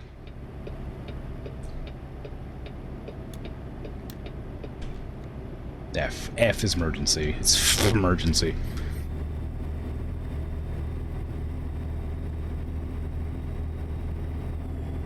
Anyway, so yeah, I like I said, I loved Elder Scrolls Oblivion. Thought it was a fantastic game, but after about 150 hours, I got tired of walking back and forth to the same like 3 towns for the last couple of missions I had to do. So I just started fast traveling everywhere. I still rode the horse sometimes, but it was mostly fast traveling near the end. Which I feel like is perfectly valid. But yeah, I imagine, and because I know that that Fallout 4 and 3 didn't have like in-game traversal, that I doubt New Vegas is going to have anything like that. But there's a lot of motorcycles around New Vegas, so maybe they do have it, and I just haven't found one. But I feel like the physics engine probably wouldn't appreciate whatever motorcycles or something like that. But if they did have something like that, I wouldn't mind not fast traveling, because it looks like it's a pretty small map. But walking is pretty slow, so I've been using fast travel in that from the get-go. I'm not going to walk all the way back and forth, especially like because I've already killed all the enemies on the path, and unless I want to just wander the desert aimlessly to find a new route, there's no reason to like traverse the same location again. I'm going to be using fast travel in that constantly. Did you play Death Stranding? Only a little bit to see if I liked it, not on stream. And I thought it was a really cool concept and idea, and so I want to play it on stream, but because it is full of copywritten music, and that's kind of the whole point of the game. Not point, but like it's like a big selling point, whatever. It's a big important part of the game is having the copywritten music, because a lot of the areas supposedly are like tonally shifted to be like related to the music. And I've looked into it and like saw people talking about it on the forums, and it apparently just isn't as good without the music. I've been trying to decide if I want to like risk the copyright strikes to play it or figure something else out. I don't know, because I want to play it on stream, but I don't want to have the copyright strikes. You're thinking of it because it's another traversal game. Yeah, I mean, that game's all about just delivering stuff, like, as far as I understand it. I'm sure there's more to it than that, but like the entire like concept is you're just a delivery person, right? Going around like the apocalyptic world or whatever with your weird like demon creatures from a beach or some such. I don't remember what it was. It was something absurd and wacky. But I've heard like nothing bad about that game except that it's like kind of slow, which is not a problem for me. So I really do want to play it, and I want to play it on stream because I think it'd be a great experience. But I don't want to mute the music because that's crucial to the experience, supposedly. And I just don't think it would hit the same if you turned it off. So I haven't played it yet, and I don't know if I ever will, because I just don't know if it's worth doing that. I imagine, honestly, playing it early, like, if I ever, like, blow up as a streamer, it probably would be a lot worse to play it then. I guess, I don't know, though. Death Stranding 2 probably has music in it, too, and people are playing that all the time. Maybe there's, like, a way to get around it, I don't know, but yeah, if I ever, like, blew up as a streamer, it would suck to, like, lose my channel to playing Death Stranding. But yeah, anyway, like right now I'm quite small, so it wouldn't be much to lose other than just it'd be kind of sad. It's explosives, no.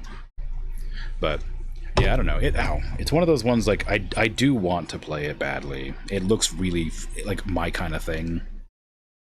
I just don't want to. I don't want to risk the copyright. And like every time I've looked into it, it's been like, you need to play with the music because it's way better, but you will get in trouble because the music is not licensed for redistribution or whatever. And it's like, yeah, I guess. So like, you know, maybe there's a world where you could like get permission from every individual artist who is on the album of the game to allow you to stream it. But as it is now, I just don't think I'm going to. I'm just going to be sad about it, but I just don't. I want to, but I don't think I will.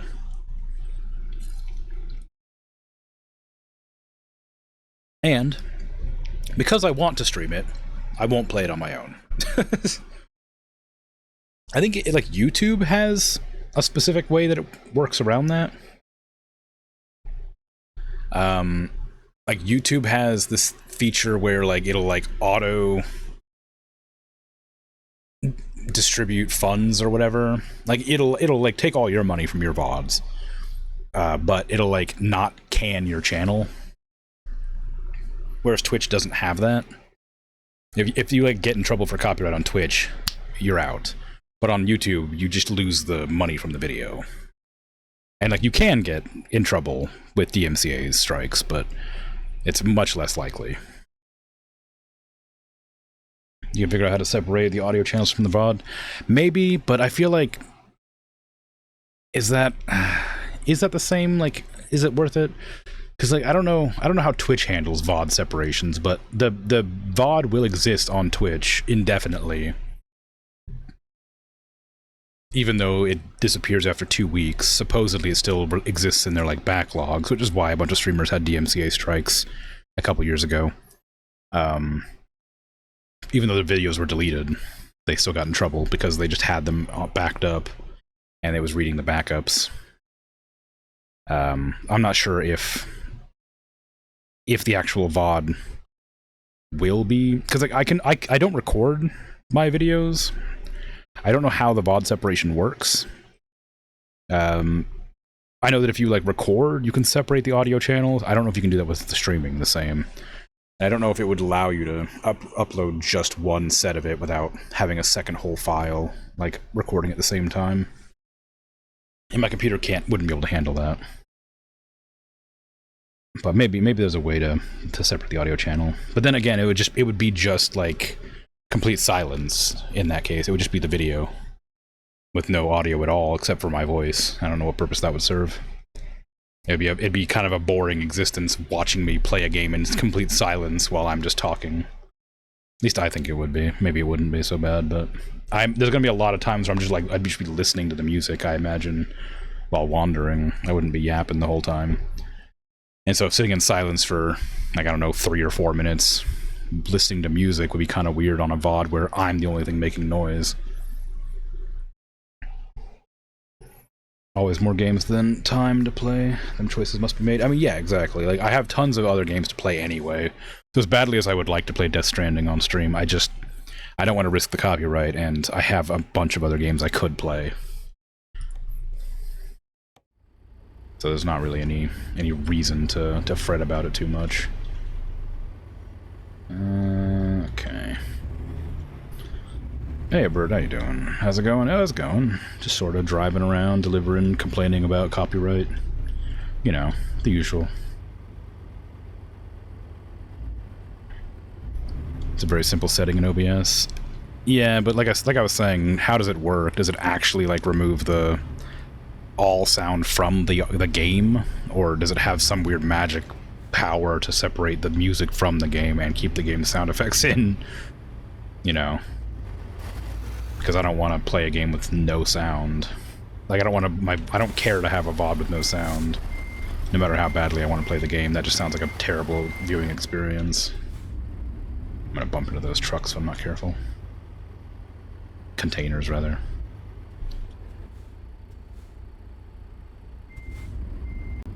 Okay. Alright. Let's see if I can't...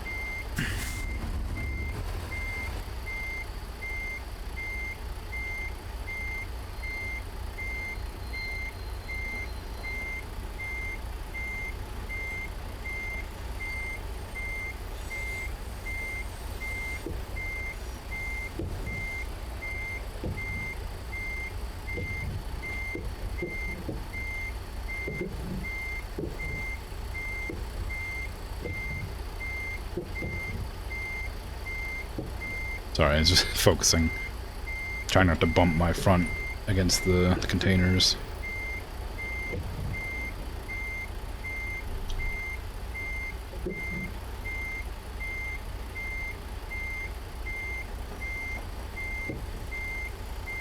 Okay.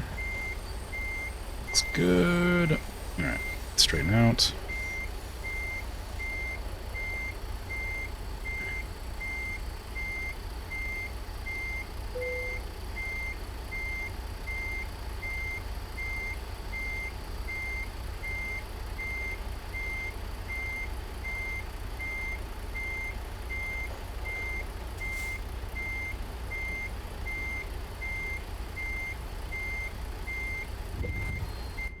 Alright, that's just about... That should just be almost completely in. I just need to pull a little bit forward here.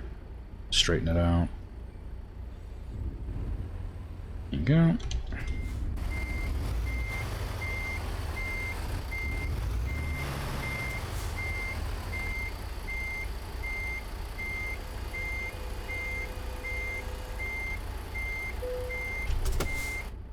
There you go.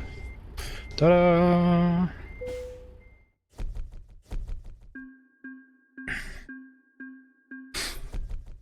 You can just assign each audio source to one of the 2 channels. The game would need to support that and produce 2 different audio streams if you want to split it. Yeah, and I doubt it would to do that. Maybe there is like some setting for that. Maybe they had anticipated streamers wanting to stream it, so they separated the audio channels, but I doubt it. Maybe there's a mod that I could find to do it for me, but it's kind of whatever. Like, again, there's a lot of games I could play. You've never seen a game do that. Yeah, I mean, it wouldn't make any sense. It would be a lot of effort for no reason. For very little reason. So, no matter how badly I want to play the game, I'm just not gonna, because it's just too much of a risk for losing the channel. That is the only reason I relax or stop working.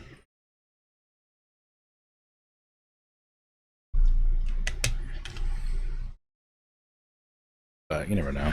Maybe there's something to be done about it. No. Okay, let's see. Where's my nearest gas station and rest stop? Is there a is there a nearby garage? I guess I'll go up here. I'll stop there and then go here. It's kind of out of the way, but I wanted to buy another garage. And I can by doing this.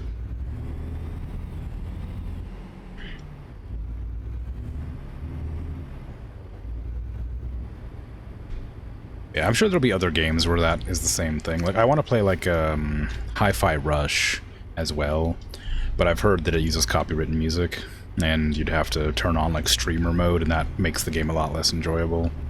But, I mean, apparently it's still a good game. Just kind of ruins the vibes a bit. Supposedly, I don't know this for sure, I haven't looked into it other than just, like, a cursory, like, Google.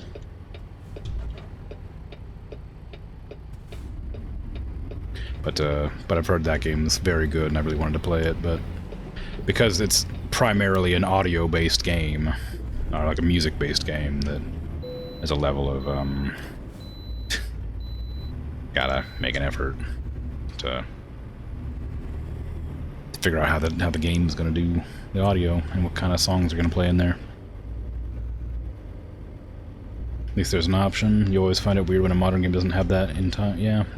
Well, a lot of modern games don't play like don't have like licensed music. They have music specifically for the game now. Like GTA and stuff, sure, because you're playing the radio. But like, there was like a huge period of time where games all had like popular like rock songs and stuff that played randomly during like cool action scenes, because every video game was trying to be like an action movie. But they took that out at one point. They're like, that stopped being a thing. They started focusing more on like the storytelling and stuff, and the music just would like take you out of the game a lot.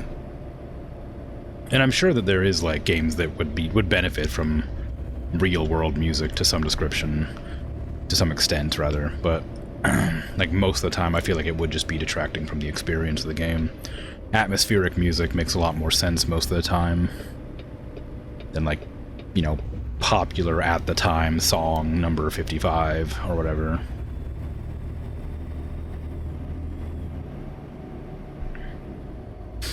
Last time I remember like music being used in a video game other than like GTA 5 was the Saints Row. That was it. Like Saints Row was, but it's like a similar thing. Separating the audio would ruin the Twitch VOD, but it would be fine for the live stream and the YouTube.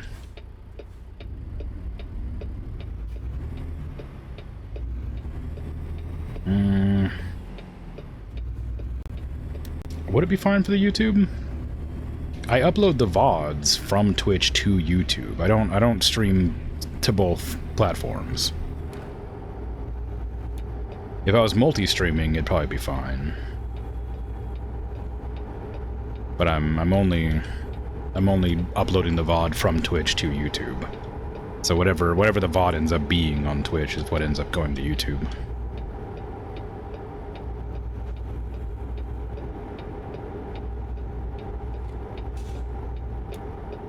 And again, I don't know.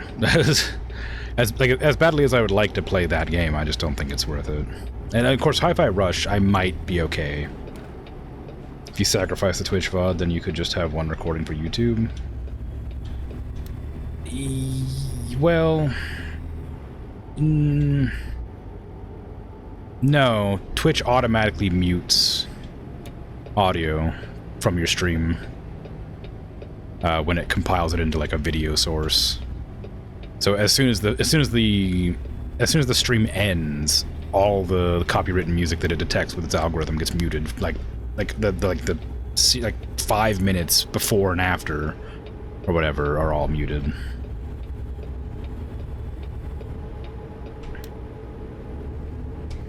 That's an exaggeration. It's like a minute or like 45 seconds.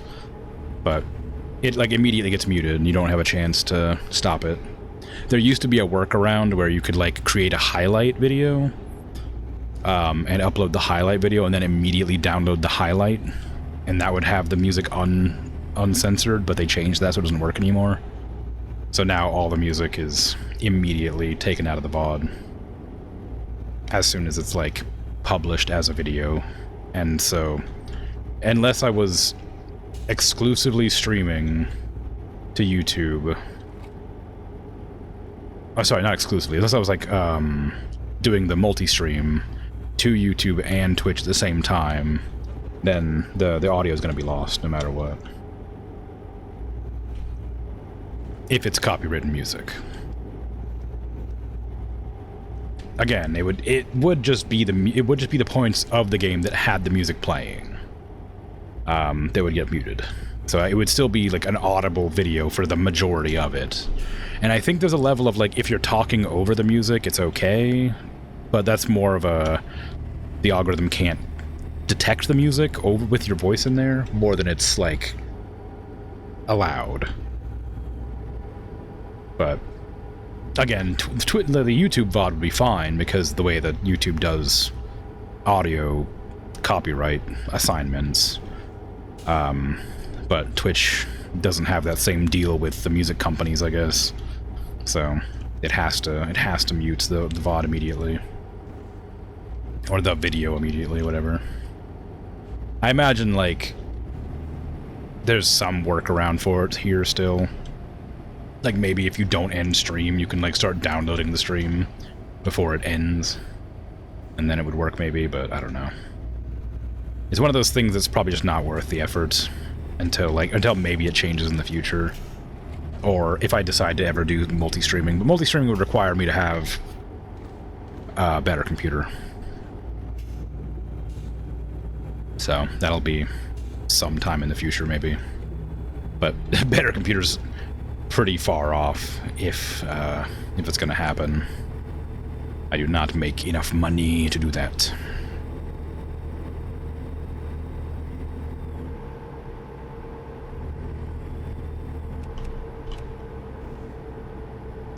I still don't know where my headlight is.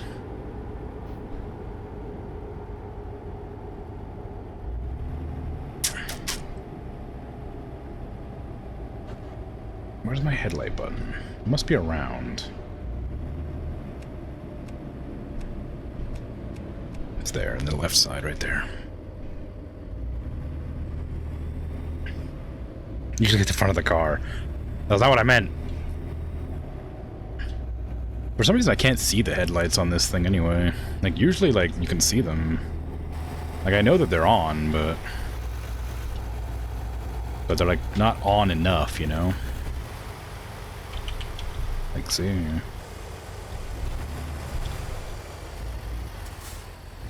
Dunno. It's weird.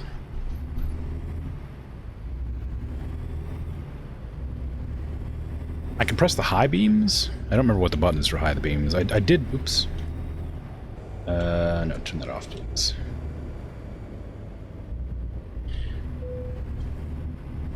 What is that? Is that comma or is that apostrophe? It must be apostrophe. No, it's definitely comma. Why is it... Use the following key to deactivate. That's definitely an apostrophe or a comma.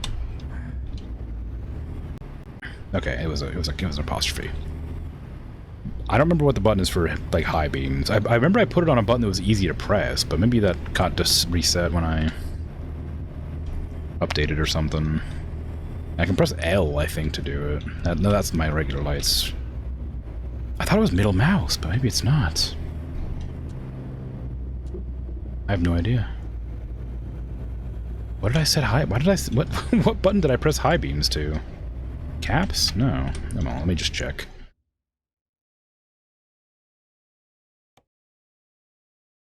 It wouldn't be options, would it?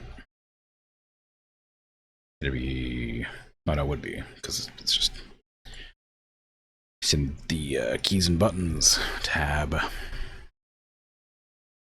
Light modes, L. High beams is middle mouse. I just can't see them for some reason. Okay, yeah.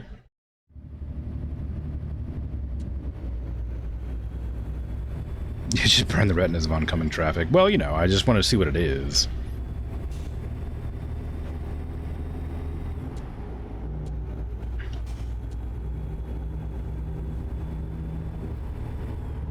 I gotta get back into the right lane. Besides, if they're looking at my headlights, they deserve to be blasted in them retinas. I don't know if this is an embarrassing story, but it's a story that's like not funny, but maybe it's embarrassing. I was camping with like my mother and my friend's dad out in like a gravel pit or something. I don't remember exactly what it was, but it was in like a forest, and like there's a bunch of gravel everywhere, and we were like camping in like a camper van, and we were like shooting guns and stuff, which was probably illegal, but whatever. And I remember it was a full moon, and we were like camping out there with like even roasting marshmallows and wieners or whatever in the middle of the night, and we was looking at the full moon, and my friend's dad I was like, "Ooh, that moon's bright. It's gonna burn a hole in my retina." And I'm like, and like everybody laughed, and I laughed as well. But like, I was a child, and I didn't know what a retina was, and it wasn't a funny thing to say. And as an adult, I know what a retina is, and that wasn't a funny thing to say. And I don't know why we all laughed. I think it was just probably because everybody was laughing, so everybody laughed kind of situation. And like, it's one of those things that like I am like kind of like embarrassed of, because like even though it wasn't like an embarrassing thing, it was just like that wasn't a funny thing to say. I don't know why we all laughed, and like remembering that memory makes me like embarrassed. It's because I don't understand why we laughed at it. I don't, like, I was very young. I did not know like what that meant. I say very young. I was like 7, maybe 7 or 8.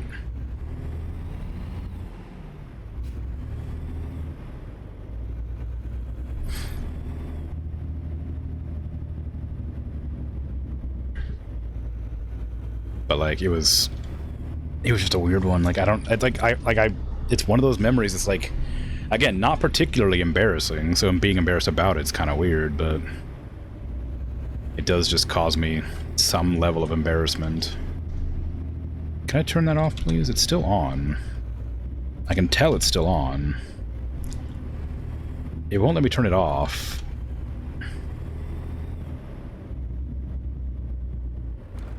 Okay, what? Okay, it's whatever button is meant to turn it off is not turning it off.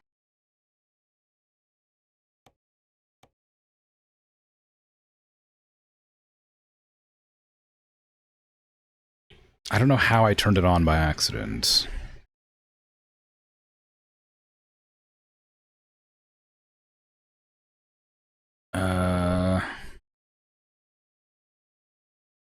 Engine brake increase and decrease are these. Automatic is slash, which I don't think I turned on because I didn't like the way it felt.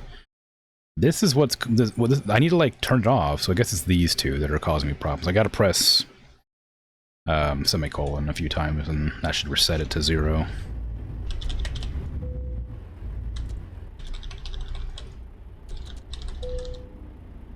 Or not.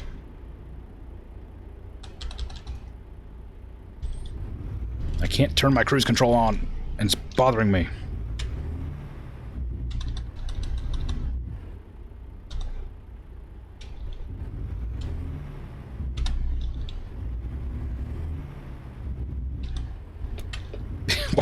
Why can't I turn it off, man?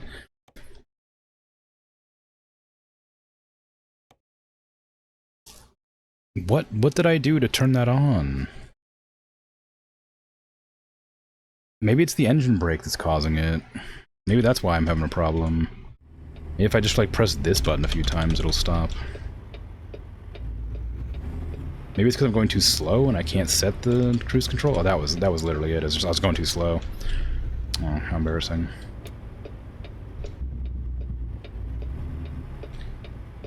You see, you also use the truck GPS instead of the UI. Yeah, I prefer it. It does sometimes I'll have to pull up the UI purely to not that.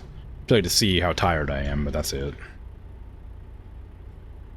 It's 20 miles per hour minimum. Yeah, that's why I was having a hard time. I couldn't remember what it was, and I was like, why am I not able to put on my cruise control? But I see now. It's the same on Euro Truck. Oh, okay. I mean, I guess that makes some sense. You wouldn't really need a automatic at like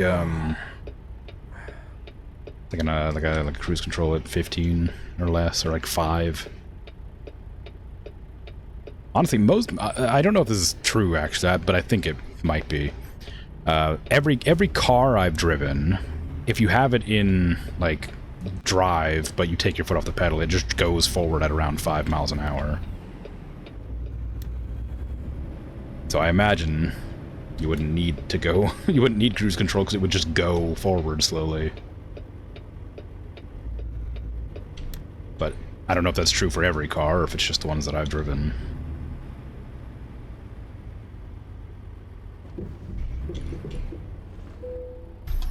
I'm buying this garage, and you're not gonna stop me.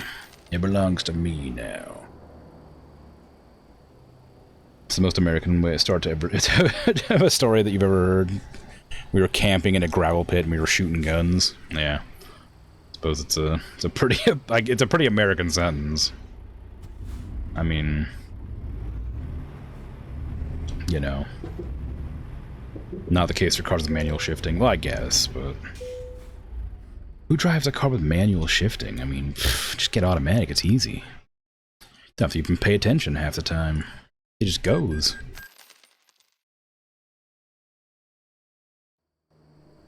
Wow. I've never driven a manual. They just don't like make them much here. Like I'm sure they exist still, but like manual cars are so like before like automatics became so popular that you just can't get manual cars anymore, as far as I'm aware, unless you get like an imported one or like an old one that you want to restore. Most cars in Europe are manual. That feels really weird. Is there any reason for that, or is it just because they never incorporated that? It just never became popular.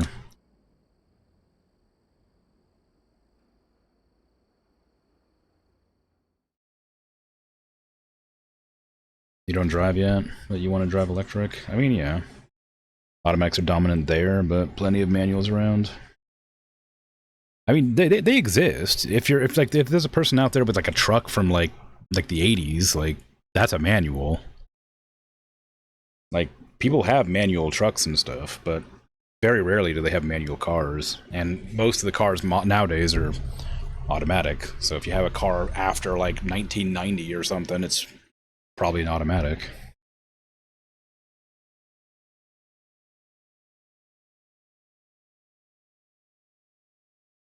There are manual cars around. Yeah, I mean, I'm sure they exist here too, but like I said, unless you have like a muscle car or something.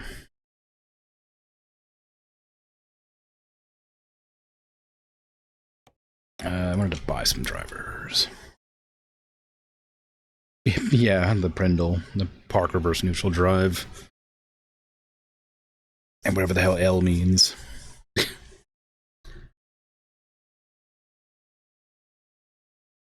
I like that they made it so the portraits show up now. Low? Maybe. It's like low gear for getting up hills and stuff, or on like rough terrain, I suppose. I don't know what it means, I just know what it's for. I never cared to figure it out. Some cars have a 1 and a 2. You miss your manual? If you have the choice, you would take a manual car every time? You got your current one gifted. It's the first first automatic you had. Dang. Wish I got a car gifted to me. God damn. My older sister got a car gifted to her, and then she totaled it, and then nobody else gave anybody cars in the family again. It was so sad.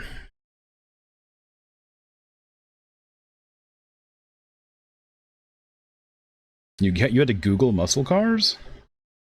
Is that not a normal term? Is that not something that everybody knows? Most manuals there are regular cars and UTs? Oh, like pickup trucks, yeah.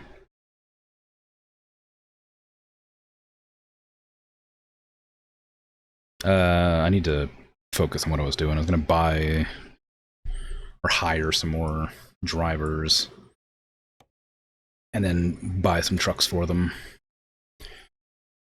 Do I know where I'm gonna hire from? A muscle car is an American-made two-door sports coupe with powerful engine marketed for its performance. Do you... Yeah. Was that not a normal thing outside of America, though? That's what I mean.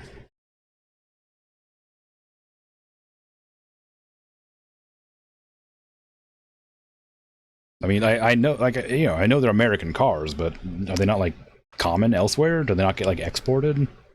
Or imported, I suppose? I just assumed everywhere had muscle cars. You're not a car head, so you're not a person to ask. You don't know the term. Oh. Well, okay.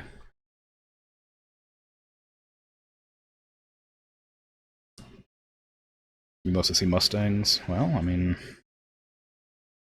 Yeah, that makes sense. There are muscle cars around there, but they're very, very rare. Oh, wow. They're not, like, super common here, but they're definitely, like, you see, like, 2 or 3 a day, at least.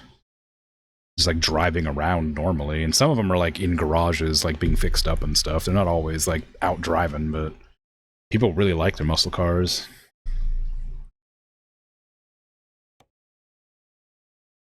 And they're nice cars, obviously, but, like, a bit much to maintain.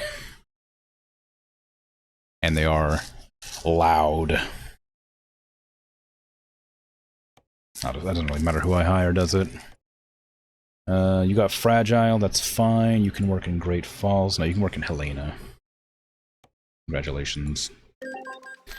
Sophie, ooh, you've got fuel economy, that's pretty cool. And you have long distance, which I like. I'll take you as well.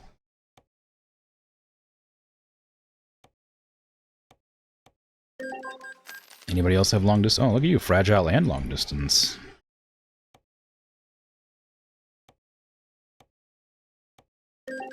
And Boris, you've got Fragile and one of the hazard cargoes. That might be pretty useful.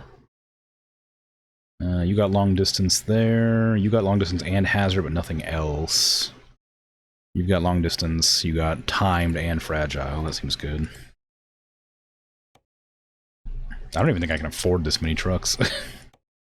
You'll have your truck in time. Just you wait. I'll take Boris here as well. There you go.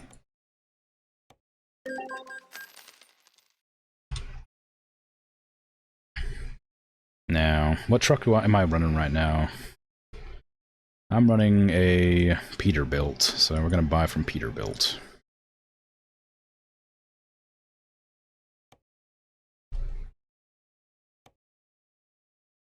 I gotta go visit a dealership. I can't just buy online. Why?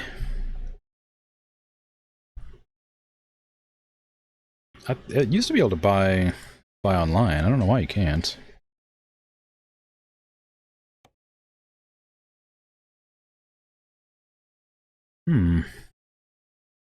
I think it was like based on like the number of trucks you bought. If you had like 5 trucks, you were able to buy it online, but I guess you can't do that for some reason. Maybe it's different now.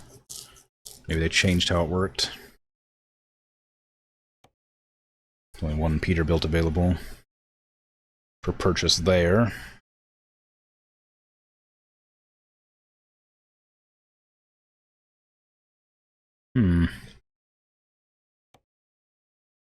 Oh, this is where you go to purchase garages. I was wondering. I knew you could buy them like this. I just didn't know how.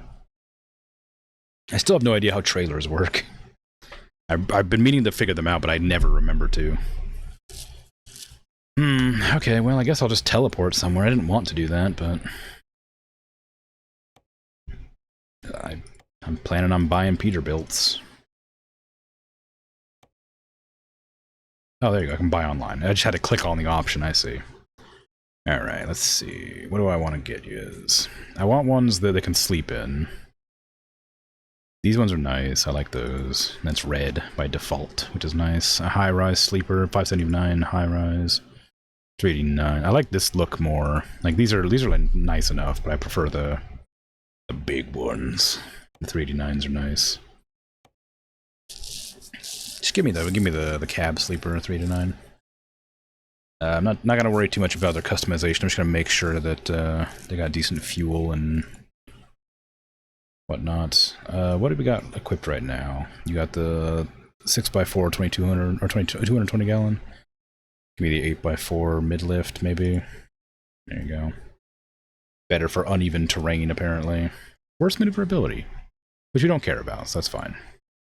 I guess I could boost up the transmission to the whatever the best one is. I guess 18 is probably the best, actually, for heavy cargo. Yeah. Engine.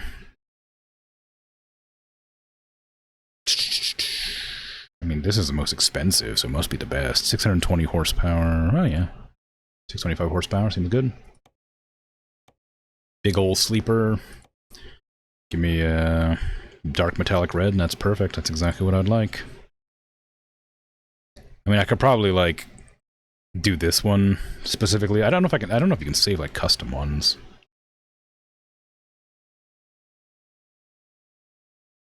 Because I have the one I've made for my own truck, but I don't know if you could actually, like, use it specifically.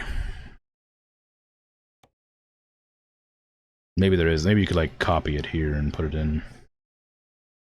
Oh yeah, see color presets maybe, I don't know. Whatever, it doesn't matter. Put it on the dark metallic red. That's a good color. Like it. Everybody's gonna get the same car, same truck, basically.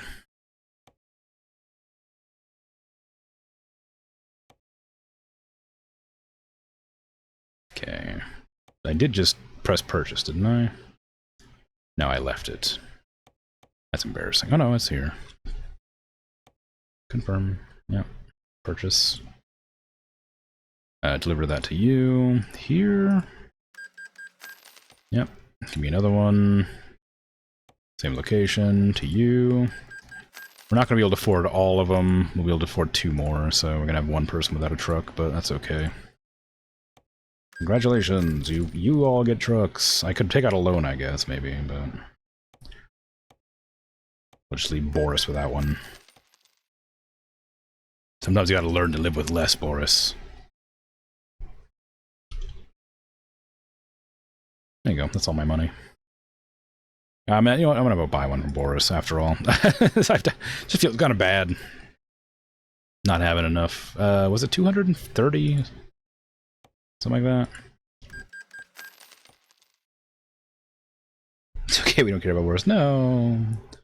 No, I just hired them. They're gonna be so bored getting paid to not drive.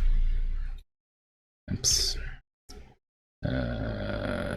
Truck manager. Truck dealer. Peterbilt. That one, buy online. I need to double check that it has all the same stuff that I put on it, but I doubt it. I probably went back to default. Yeah, I did. Okay. The mid-lift, please. 8x6, 300 gallon. Did I give him... I meant to do this one. I meant to do that one, but I might have given the other ones not the good one, so maybe Boris gets the best one. Okay, that's the fine. That one's fine. Okay, good. Oh, it's 204, so I didn't have to buy... I didn't have to get that 50 grand one. Ah well, there you go, Boris. Enjoy. Now we have 5 more trucks and 5 more drivers to go around doing whatever. Now I need to go refuel.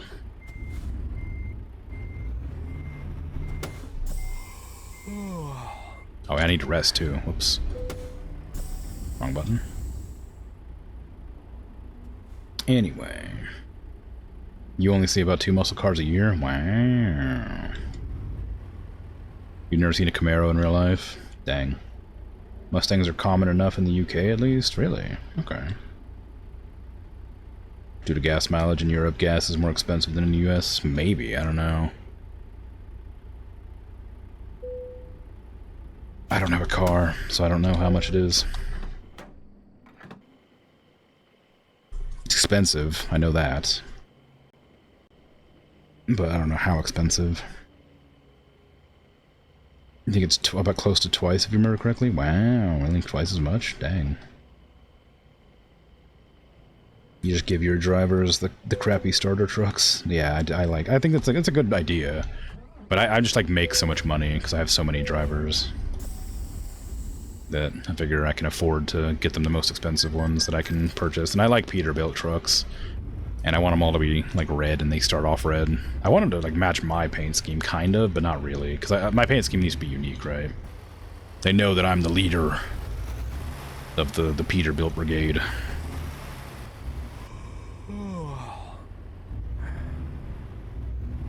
Crimco, or whatever I've named myself, I don't remember.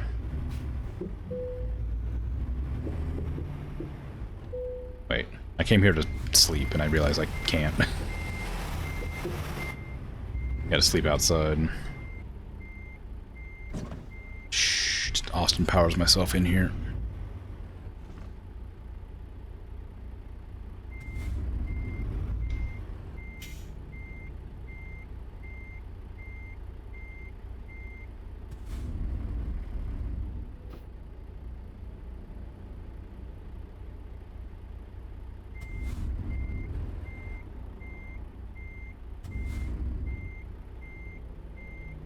Make him carry the trailer on his back. No. Boreas? What? What do you, what's the kappa? What did I pronounce Boris weird? Where's the sleepy zone? Oh, it is inside. It's just like not as far as I parked.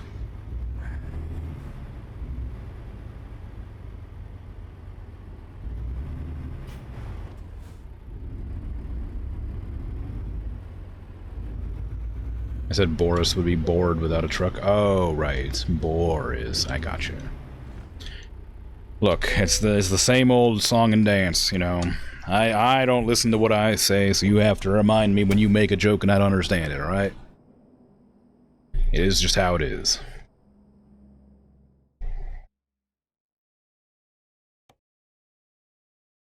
Okay, pay off the 50 grand. Because I don't need to... I've got 50 grand just a second ago from all my drivers.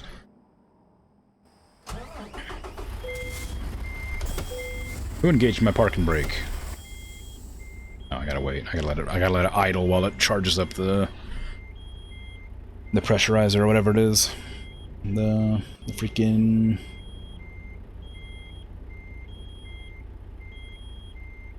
I can't remember the word it's called. The thing that goes, you know, the thing that has like you know, it has fuel and it's an engine and a like compressor. That's it.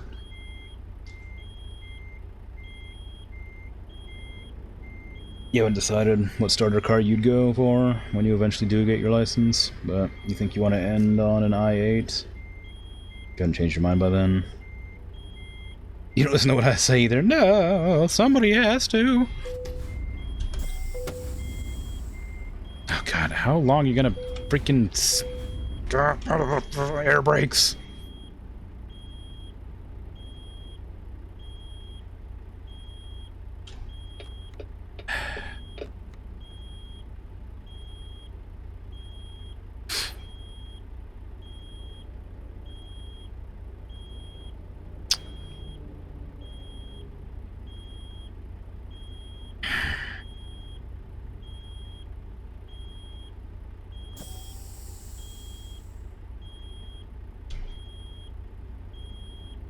You should take a break. I mean, I could, but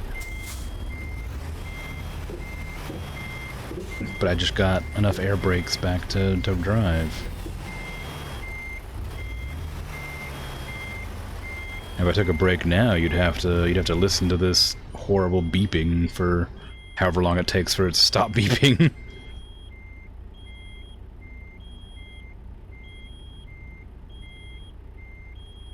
Hello, taco nuts, drive me butts. How you doing? Yeah, as far as like a starter car goes, I imagine like most sedans would probably be a good way to start. They're not too heavy, they control well. Most of them are automatic.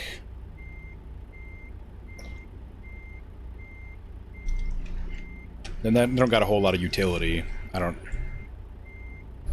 You know, they don't got like a truck bed, and they can't haul anything, but like, if you're just looking to get around, like a cheap used sedan, probably your best bet for starting out. Getting around the place, doing things. You don't want to end up buying an expensive car you don't like. You know, the way they feel to drive varies quite a bit, so you don't want to go entirely based on like looks. You want to make sure you get a good feel for a car. What kind you like. I mean, it's hard. It's a hard one to decide to do. I think I don't really have a preference for cars, I don't think. I talked about it briefly before, but there's that one like that I really liked driving that my one of my partner's parents let me drive when I used to visit them, which was like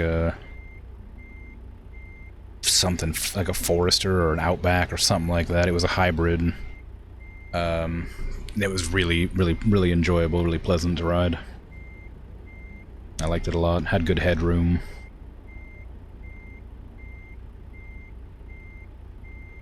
It's something like that. Anyway, I'd have to look it up again. I wrote it down somewhere, but it was a good truck, good car, or whatever. Was it a car? It might have been a car. It was like a half car. Like I don't know what you'd call it. An SUV, I guess.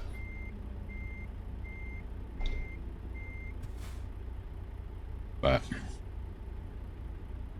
you know, maybe maybe I will take a quick break after all. I need to refill my water.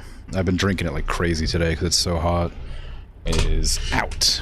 No, my dang plastic carpet for my wheelie stuff broke again. Just caught my wheel on one of the bits and it cracked. How dare you? I'll have to replace this at some point, but I'm so lazy. Yeah, I'll be right back while I go get some water. I'm gonna play ads. It's a bit early for ads, but but since I'm not gonna be here anyway, I may as well play ads.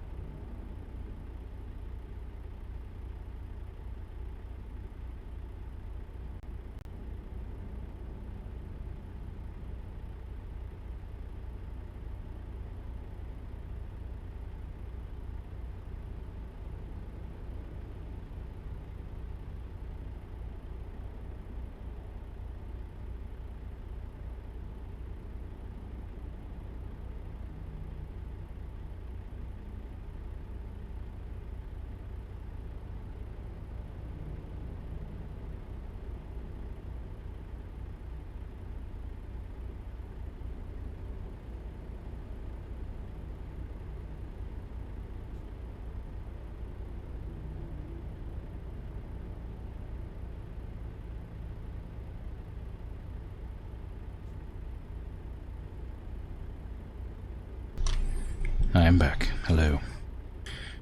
I just realized something, I think. Yep, I think so. Hold on. Yep, I sure did. This happens every time. Let me double check here. Yep, I knew it. Damn it. It's fine. Don't worry. Pretend you've been hearing music the entire stream.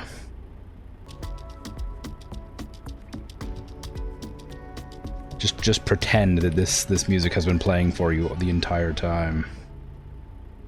And I haven't been. Again, every time I play this game, I forget to turn on the music for you. Like, I've been listening to it the whole time. It was on the intro screen. God, why does that keep happening every time? It's so annoying. How do I forget to turn on the music? I guess it's because it doesn't transfer between tabs, which is a good thing. I just forget because I turned it on at the start of the stream, and I'm like, okay, good. And I switch channel, and I'm like, okay, I need to switch my audio, and you switch my video. I just forget to click the button to turn on the stream music. So hopefully my my rambling has been enough audio. The entire stream. The entire 2.5 hours have been going so far. To have not been bothered or even noticed there was no other audio playing. Okay. Anyway, I did my hydrate. Moonbutt, nuh-uh. Never heard of it. Hello back, I'm new. You're not new, but hello regardless. Now let's grab a job from here. What do you got for me then? In Helena, leading to Alamosa, Colorado. Sure. Some air compressors. I was just talking about air compressors. Wow. Apparently they're high-value cargo. The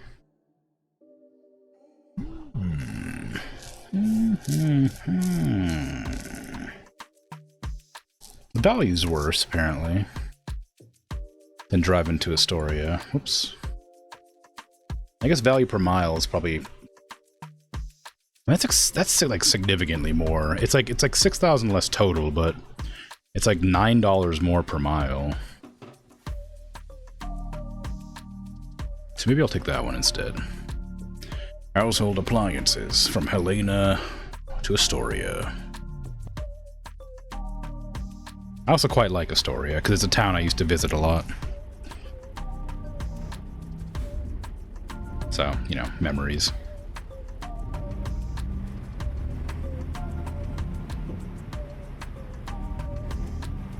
Since it's like, between two states, there's a bridge that connects the two states together. If you're ever going across, there's a good chance you'll go through Astoria.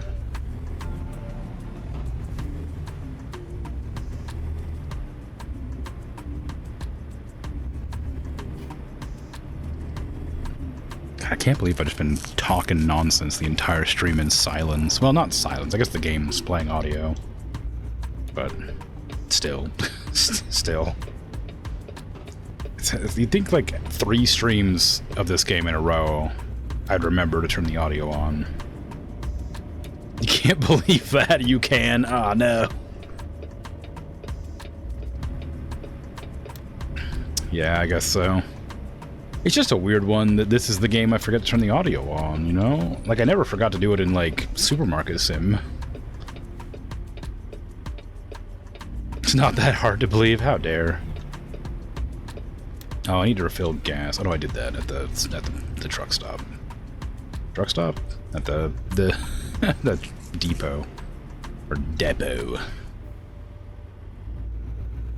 Yeah, yeah, like when I played this game a long time ago, like every Saturday or whatever, every Sunday, I never forgot to play the music, but for some reason, just for the last few times I've played it, I've just forgotten to turn it on, which feels really weird to me.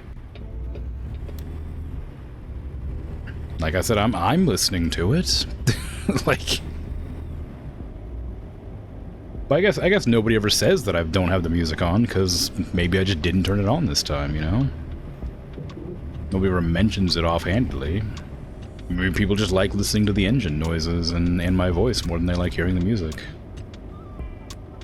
I guess that's fine, too.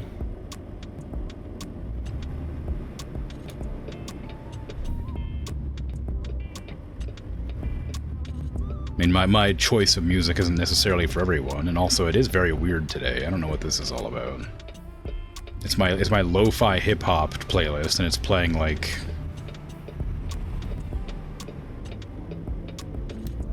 I have no idea what this would be. I don't know what this song would be.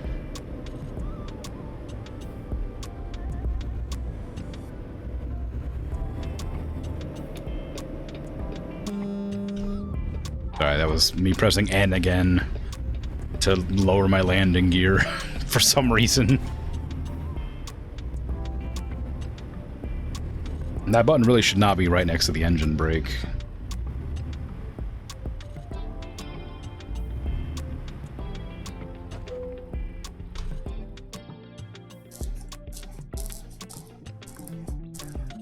Okay, take that job. There's engine sound, that's consistent background noise, it's not obvious there's anything missing. I guess that's true, yeah. I mean, as long as it's not like bad, I guess, then it's whatever. As you said, you don't listen anyway. I mean, I guess. You don't gotta just keep saying it, though.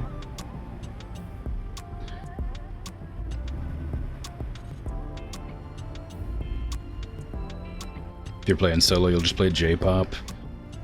Yeah, I mean, that makes sense. I don't know. J-pop I feel like a bit too bumpy to relax to for me. I don't tend to listen to songs that are sort of loud and exciting unless I'm doing something that, like, makes sense for that. Like exercising. If I'm, like, working out, I don't mind, like, a louder song. Or, like, lyrics and stuff are fine as long as I'm working out. But if I'm just, like, playing a game to relax, or if I'm, like, drawing, I'll need it to be, like, a little bit less... well, drawing's not so much the problem. Like, with drawing, I can have stuff in the background that's, like, more listening music than ambient. But if I'm doing something like this, where I'm trying to relax, then I need to have music that's not engaging enough to pay attention to. I feel like if I was listening, I don't like J-pop that much anyway. Which isn't like a dig or anything. I don't dislike it. I just don't listen to it. Like most things, I don't tend to listen to it. But like I usually listen to hip hop or rap if I'm gonna listen to anything. Rap not so much anymore, because most rap is kind of different to how I enjoy it. But I don't know, other weird music I probably listen to. I gotta really stop pressing N. I keep pressing N to put down my landing gear to brake for some reason. And then realize, like, right after I press it, that that's the wrong button for brake in this game, and I press B. And it's not the right button for brake in Star Citizen either. But in Star Citizen, if you want to slow down really quickly and, like, give yourself a hemorrhage with the G-forces, you can press N, and it'll drop your landing gear and like, shut your engines, like, down, and, like, you know, super brake your ship. Which has no negative repercussions yet, but I'm sure it won't be a good idea. Am I playing Elite Dangerous? Nah, Star Citizen. I find it hard to get back into Elite Dangerous after playing Star Citizen. Super brake or super brake? Brakes. Like pressing the brake button. You're about to hit me. Hey, you know you gotta take a little bit of a wider turn, bud?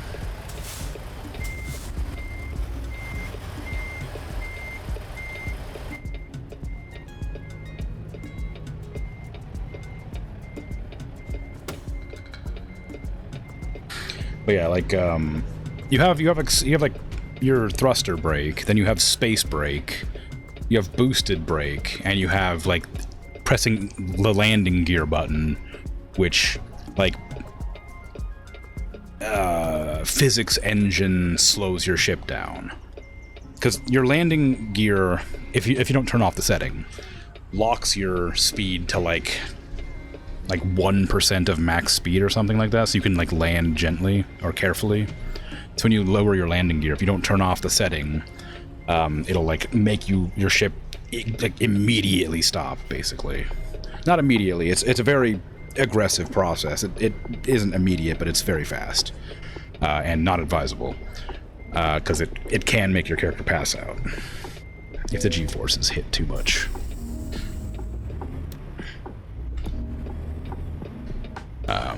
But you know, you can do it. So I keep pressing N because that's the button to like start landing in Elite Dangerous, in Star Citizen. And I don't usually use it to slow myself down that much. I use the boosted space brake, which is Shift and X at the same time. But that doesn't do anything in this. It might. Yeah, X is a diff lock.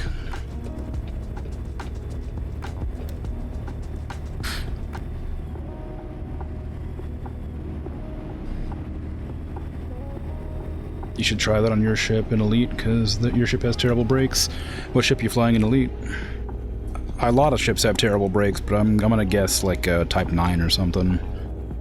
Since it probably wouldn't be worth mentioning otherwise. Imperial Cutter, oh god. You're using a capital ship. Well, not a capital ship, they're bigger ships.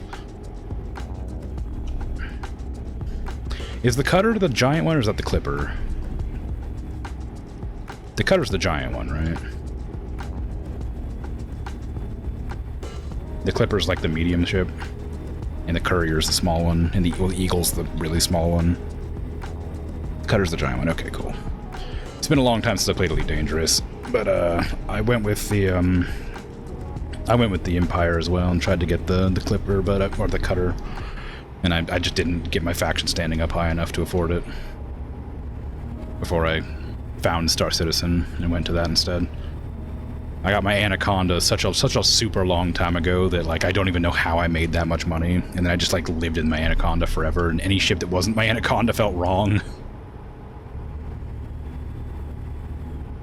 The Nomad, not Nomad, it's not Nomad in that, it's Asp. The Asp Explorer was my main ship for a super long time. I loved that thing. And then I moved on to the Anaconda immediately after that. So I start with the Sidewinder, and I ended up getting from the Sidewinder to the Asp Explorer immediately. Well, not immediately, like I worked hard to get it, but you got it eventually. And then I went from the Asp Explorer to the Anaconda.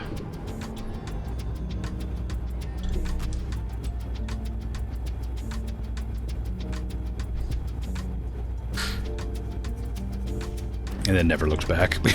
Just played Anaconda forever. My friend used to run their Type 10 around with me in the Anaconda, and they used to just ram people to death. And it was such a stupid thing to do, but it was always kind of funny.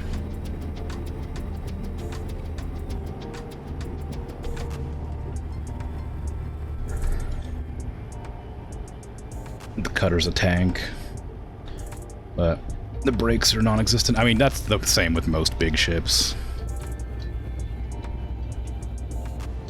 You were trying to level up the Feds for their ship, but gave up. Yeah, the Federal cruiser is really cool looking, but I think my favorite ship, like design in the entire game, is probably the Chieftain. I think it is. I think that's just I just really like the way it looks. You used to fly the Whale. Oh, the Beluga or the Dolphin? The Beluga was like I have a Beluga. I don't use it that much. Oh, I don't use it any at all. But yeah, I used to love just I wish they would add, and this is like me talking about Star Citizen again. I wish they would add like transport, like touring. They have ships designed for like touring, where you can like fly people around like to planets and like stuff. But there's no like no touring missions. There's no like cruise missions. like Elite Dangerous has, where you can like just buy a crew compartment and then fly some people around to different locations. I like that a lot in Elite Dangerous, but they don't have it in Star Citizen. They're intending to add it, but they just don't have it yet, and it's really bothering me, because it's such a cool feature. There's a lot about Elite Dangerous I really like, but I like especially the sound design. Sound design in that game is fantastic.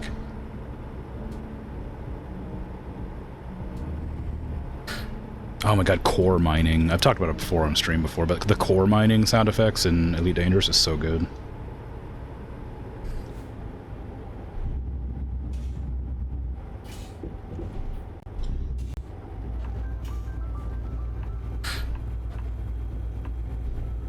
I do wish, and this is like a wish that I've had since the beginning of that game, and they've never added it. I don't know why they haven't, but I do wish you could walk around your ships in Elite Dangerous. That's one of the main reasons, and I'm not joking with this, is one of the main reasons I started playing Star Citizen over Elite Dangerous is because you can't walk through your ship in Elite Dangerous, and it made me so upset. You can look around on the ground and stuff, I guess, but it's just not the same. Being able to, like, enter your ship from the ground and walk to your cockpit is such a cool experience. It makes the ship feel so much more real.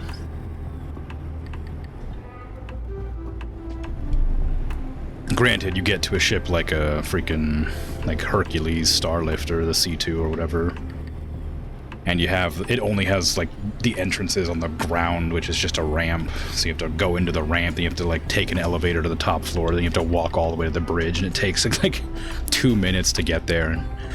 It's annoying, but, like, kind of still a cool experience.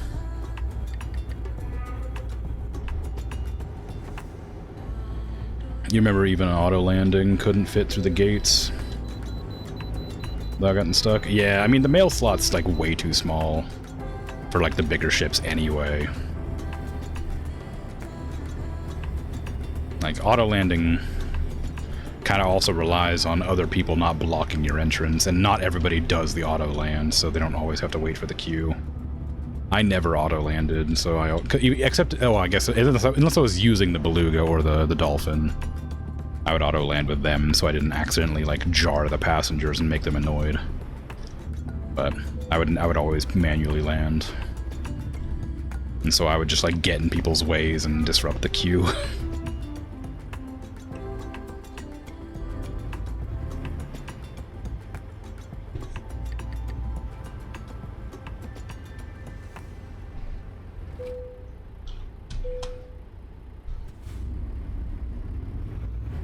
Yeah, Elite Dangerous is one of the games I thought I might try on stream. I wanted to do Star Citizen, but the game's way too, like, resource intense. I couldn't play it on stream. But I had thought of playing Elite Dangerous on stream, but when I tried to go back to it and play it, I just couldn't get into it. If I started from scratch, like with a Sidewinder, and built my way back up, I probably wouldn't mind. I'd probably like that more. I probably would enjoy my time, but having all the ships I want and trying to play it just kind of wasn't very fun.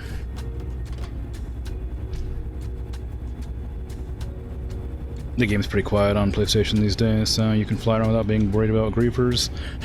I mean, I don't know if it has it on PlayStation, but on PC you can just run in a solo server if you wanted to.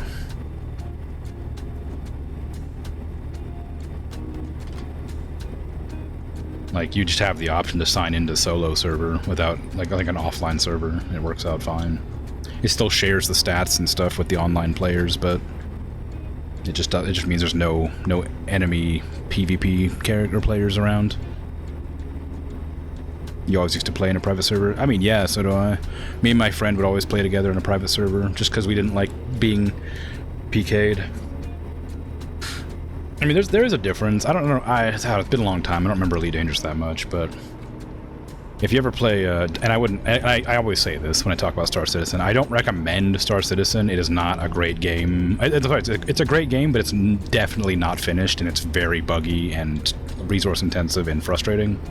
So I wouldn't recommend it until they finish the game, which, who knows? It's supposed to be in the next 2 years, but they've been saying it's been in development for like 15 years or 10 years or whatever, so who knows. But anyway, in In Star Citizen, every single day, at least 3 or 4 times a day in world chat, you'll have people having the debate between griefing and pirating.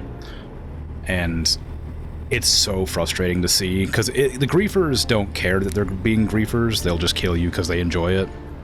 And they'll just like claim it's piracy. And the pirates are always thinking that they're being targeted when people complain about griefers.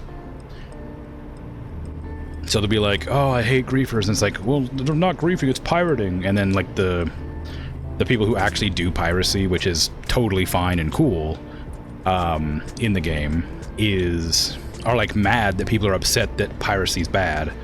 But in actuality, they're mad at griefers. This is a hard thing to explain because there's 3 people here that are all kind of similar. But if a person's like playing the game and you're just like doing some trading and somebody kills you without like any benefit, they're a griefer, right? Like you're like flying to a planet to like pick up some cargo, or you're just like minding your own business doing mining or something, and they kill you outright, that's griefing.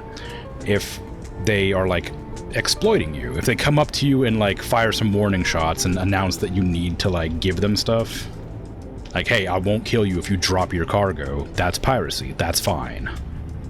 If they like knock out your ship and like aboard it to try and like take over your goods, that's piracy, that's fine. But griefers will just kill you for no reason. They'll camp out on like common places that like new players come to, and they'll just knock you out of the sky instantly.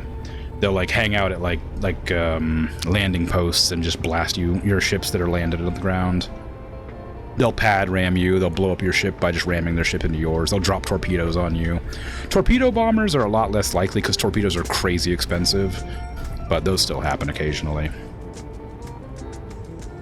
But yeah, it's really frustrating because like there's a big like kerfuffle every single day about like a griefer who's hanging out in the new fighter craft blowing people up when they teleport to the new like orbital markers to like deliver stuff, and they'll just like knock out your engines and blow up your ship without like any warning or, you know, anything like that. And there's no benefit for it. They don't get anything for doing that. They just do it because they want to annoy people. And so the oh, there's a little camera one. The griefers are gonna grief no matter what, and they like they instigate in chat, like making people pissed off, being like, oh, you're just mad because you died. And it's like, yeah, I am mad because I died, but you didn't have a reason to kill me. Like, and they're like, it's not griefing, it's piracy. Piracy's allowed. And it's like, it's not piracy because you're not pirating anything. You're killing someone for no reason, no benefit. You don't gain anything from it. You're just killing people. That's griefing. And anyway, every single day, there's just a bunch of people always arguing about what's the difference between griefing and piracy, and it's such an easy distinction to make that it's clear that the griefers are just trying to egg people on to fight in chat constantly because they enjoy it. Anyway, it is what it is. But yeah, you use open servers now, and you only see like one other player every couple of months. Wow. PlayStation doesn't have the Odyssey DLC, so no space lakes. Oh, that's a shame. Although I have heard that isn't a very good DLC. I've heard that it was like really underwhelming, especially because everybody expected it to allow you to see your ship interior, but apparently they just didn't. It's only for on the ground like missions and like running on the space stations. So I know that was one of the reasons people were upset about it.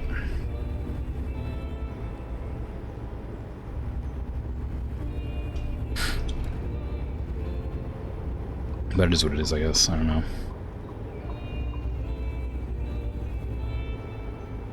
Griefer bad, piracy is roleplay. Exactly, yeah. Piracy, that's just it. Griefers are bad. They actively kill people for no reason. Piracy is roleplaying. You roleplay a pirate. I'm okay with pirates. I'm not okay with griefers. If I'm like out mining and like, or like trading, and somebody's like, drop all your cargo, I'll be like, how about I give you like a few boxes? And they'll be like, no, drop it all. And I'm like, damn, all right. I'm either gonna run or fight. And if I die, I'm okay with it. But if I'm like if I'm like picking up cargo and somebody just like shoots my ship while it's on the landing pad while I'm loading up the cargo, I'm like, okay, well, I can't get into the cockpit fast enough to, you know, defend myself. That ship is just gonna be gone, and I'm not gonna load up my cargo. then I have to press the button to die and respawn back at a station. Or pay somebody like 50 grand to come pick me up so I can go do the same thing again, you know? It's a real frustrating situation, because it's just like such an easy distinction to make, but like people just like to kill people and make them mad. It's always been the way in every online game anyway. People just like making people mad for the sake of it. It's just like really prevalent in Star Citizen for some reason. But usually when they release a new ship, or when a free fly event happens, because it's a bunch of new people coming in to see how the game plays, and for some reason the griefers just don't want people to play the game. So they'll just kill all the new players and make them hate the game, and then they'll never come back, and then CIG will never get any money for the game. It's really bad for longevity, but they just don't care.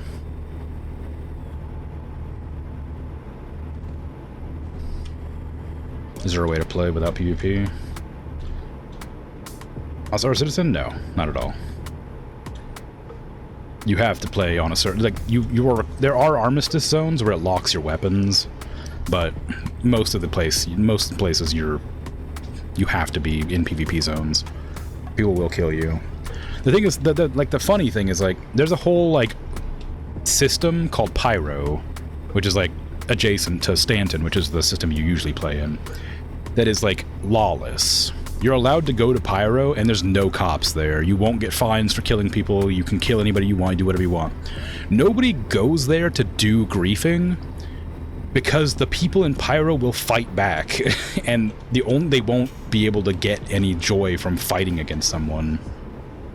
So all the griefing that occurs happens only in Stanton, which is like the safe area that's supposed to have like cops and stuff, but they haven't incorporated the police response yet, for some reason. So when you get attacked out in the verse, you just either run or die, basically, if you're not in like a combat ship. Because the police response hasn't been added to the game yet. And there's no punishment for PvP, there's no punishment for killing players. You'd say there would be, because there's what's called a crime stat, but the crime stats are like less than a slap on the wrist. It like makes you go to jail for 20 minutes if you have like the highest level crime stat, and then you just get out and do it again because you can.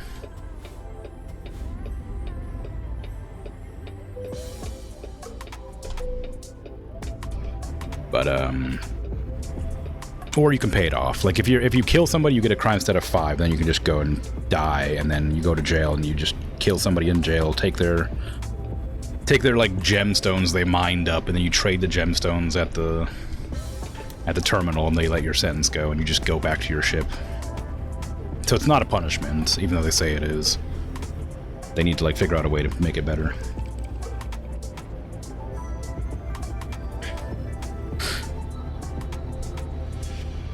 Your group had a kill on site list for griefers. That kind of thing is like good, but it doesn't really work in Star Citizen, because the way the servers work, you just have like 800 players on a server at a time, and the servers like switch as you like fly between them, if that makes sense. But they don't have, and this is like a really dumb decision, I don't know why they've done this. Every ship has like a serial code. They don't reveal player names though. But you can scan the ship to reveal player names. But to scan the ship, you can't have your guns ready. And so if you want to know who's killing you, you have to turn off your guns to scan their ship, and then turn your guns back on to fight them. And so, like, you just know their serial code, which is randomized between ships. Like, it's not like this ship has this serial code. It's this encounter of this ship has this serial code, and then when you encounter that ship again, it's a different serial code, which might not be how they intend it to be, but that's how it is right now.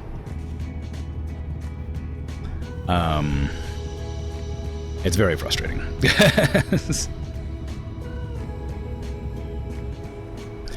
The thing is, like, I do complain about Star Citizen a lot, but I do love the game, and I wish I had more, like, the positive things are just like a normal thing for me, so I don't really have anything to say about them. I like trading. I like that I can fly. I like that I can walk around my ship. I enjoy the sound effects and how the flight feels. Like, it's just stuff. And it's like, the bad things are like, God, I hate the bad things. It's like, alright. I can't defend the game, really, because it's fun, but, like, they need to make it better. And they just refuse to focus on things. They're adding new content to finish the game, to make it feature complete, instead of, like, fixing or changing how things are going now. I'd like to get back into that lane so I can stop being in the wrong lane, but this person just won't stop being there.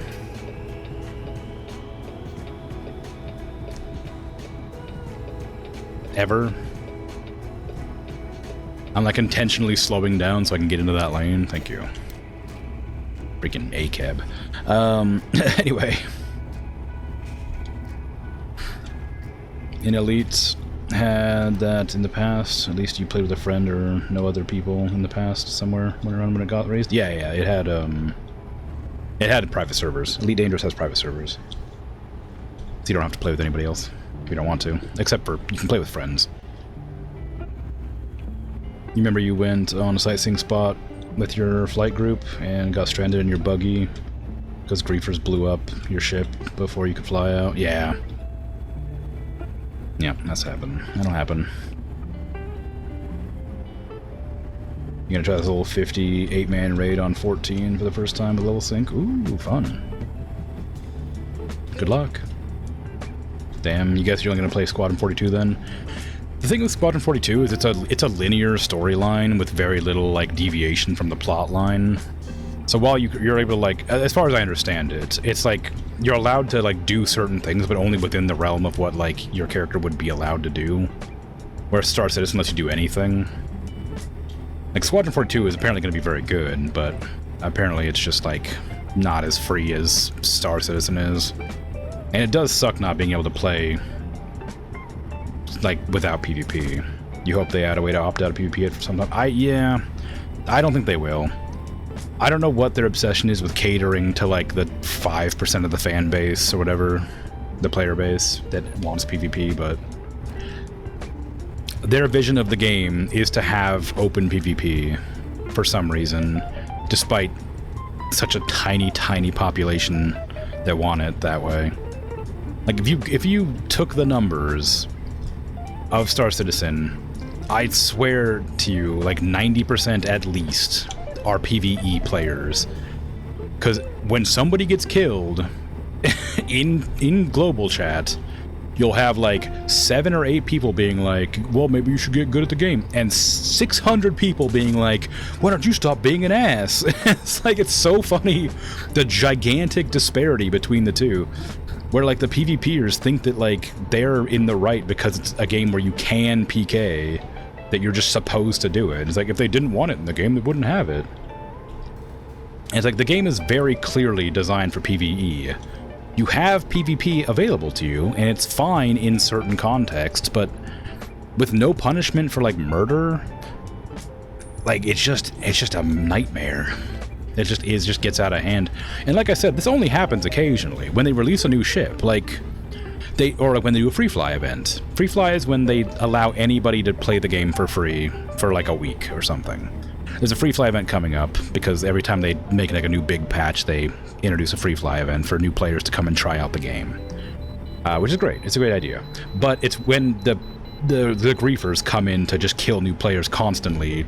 And like I said, that very clearly dissuades new players from playing the game at all, because if the first time I ever played Star Citizen, I just got killed over and over and over again by some jerk, I would not play it. I would just be like, I don't want to play this game. But luckily, I had a pretty nice experience for the first time I ever played it, for a good, like, 10-15 hours before I died.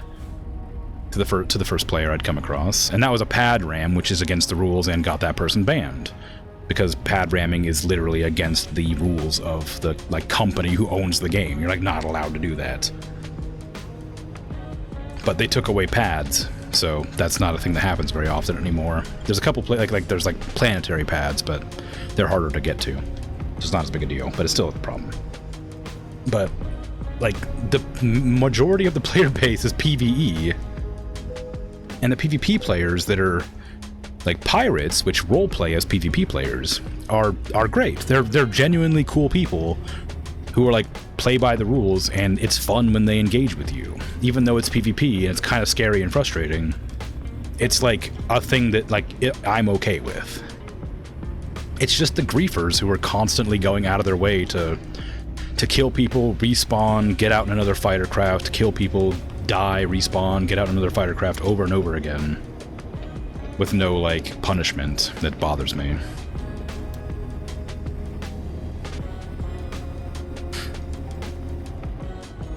It is what it is. I don't know. Like, if it was, like, it would be nice if it was opt-in or opt-out, but it just isn't. And, like, again, they want, like, they want it to be, like, a space simulator. They want it to be, like, a future space simulator game. They want it to be, like, realistic as possible. They want people to be able to murder, but in real life, you don't just murder people because there's punishments for it, and you have morality. Like, in video games, there's no negative repercussions except you have to spend 5 minutes in jail. If like, and this is an exact like solution to this, and it's so easy. Impound their ships and make them pay back the like half the price of the ship in game, and they will never PK again. Like, that's all you have to do. You can still play the game, you can still enjoy yourself, but you have to, like, impound the ship and then pay, like, 500,000 to get it back. If you kill somebody in-game, you become a criminal and your ship will be impounded. That's all you have to do. And they will stop doing it. Ugh. It's like, it's such an easy solution. I mean, granted, maybe like change it a bit. Maybe make it like less harsh if it's like less people or whatever, or more harsh if it's more people.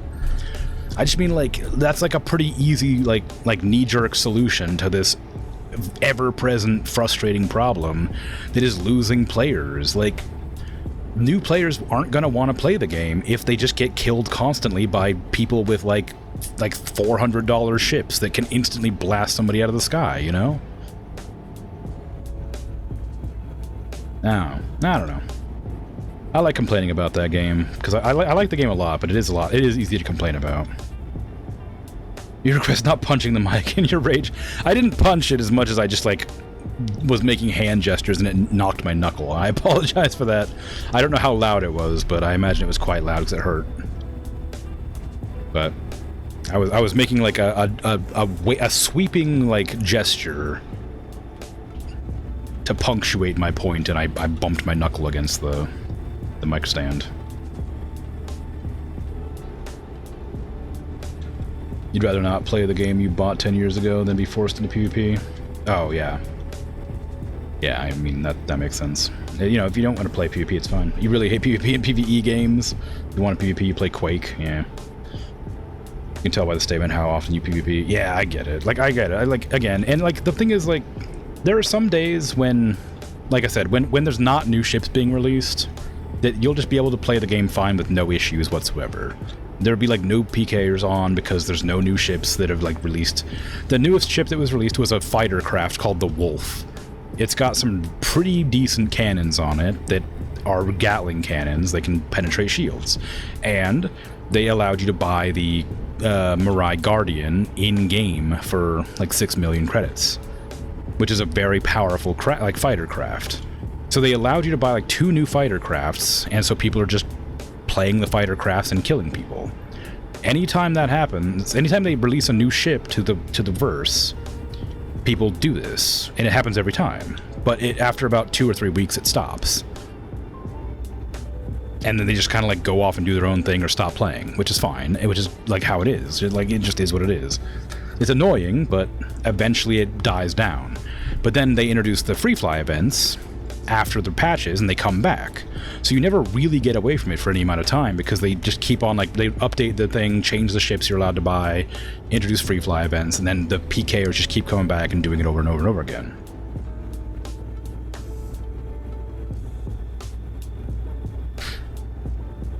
But, you know.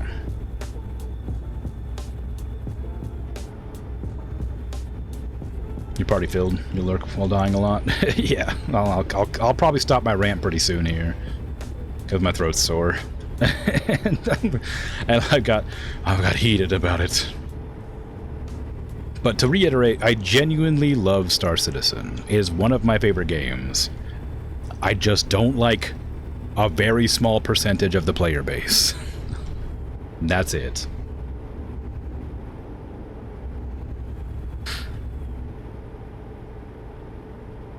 PvP should be Space Police versus Pirates. Yeah. Also, hi, Zarandel and Zifo. How you doing? Sorry, I didn't greet you because I was in the middle of a rant. How you doing?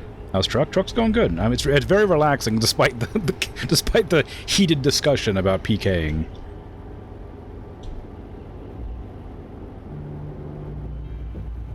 People would still make alt accounts to grief. Yeah, but you have to rebuy the game to make alt accounts, so...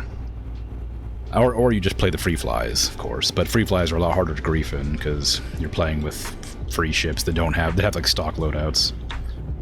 But like, yeah, people, if you want to grief when the free fly is not going, you have to pay like $40 or $50 to buy a new ship, or more if you want a good ship. You need to pay like $175 for like one of the better fighters. And sure, some people would be willing to pay $150 for an account specifically to be a jerk, I'm sure, but like, there's probably a level of dissuasion to that. Like, oh, I want to be a jerk to somebody today, but do I want to pay $150 for a few minutes of fun? Like, no, you wouldn't do it that often if that were the case. But then, like, some people do just have alt accounts that they do pirates on because they don't want to get like their actual name like in a black book somewhere, so they'll buy an alt account just so they can be a pirate. But yeah. Oh. Yeah, sorry about the mic punch. It wasn't intentional. It was just me gesturing with my hand and forgetting that my mic stand drops a little bit down. Where I have my microphone placed, I can't see the bottom of the mic stand. And so, like, it's a little bit lower than I always expect it to be. It's like 4 inches off of my desk, whereas my mic looks like it's about 6.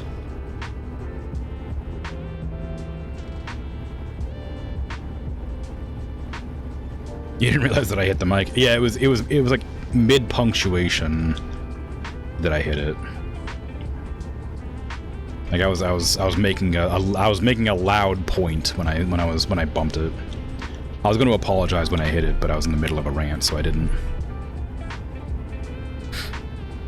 You tune out the complaining, but the mic boom is a startle. Yeah, again, it's if I ever hit my microphone, I do apologize. I'm not doing it intentionally, obviously.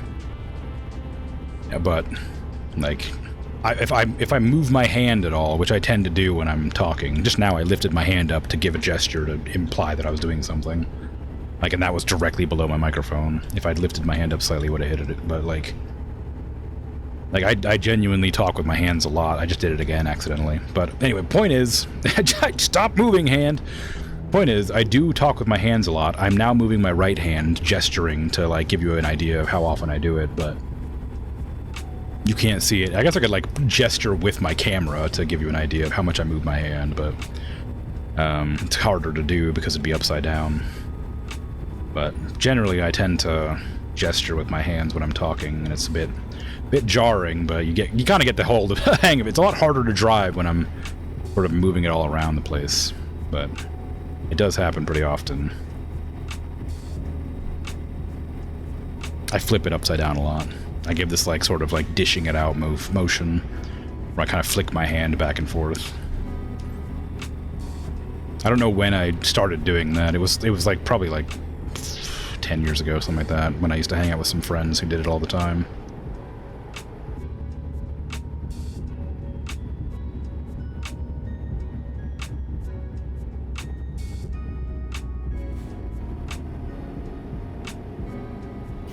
Very first mini boss of the raid, it hurts a lot. Yeah, I bet. I mean, it's an 8-person raid, right? So it's gonna be rough. 8-person raid? It's a big raid, so it's gonna be rough. It doesn't take that many people to ruin a lot of fun, or ruin a lot of days, yeah. It's minimum item level, nah.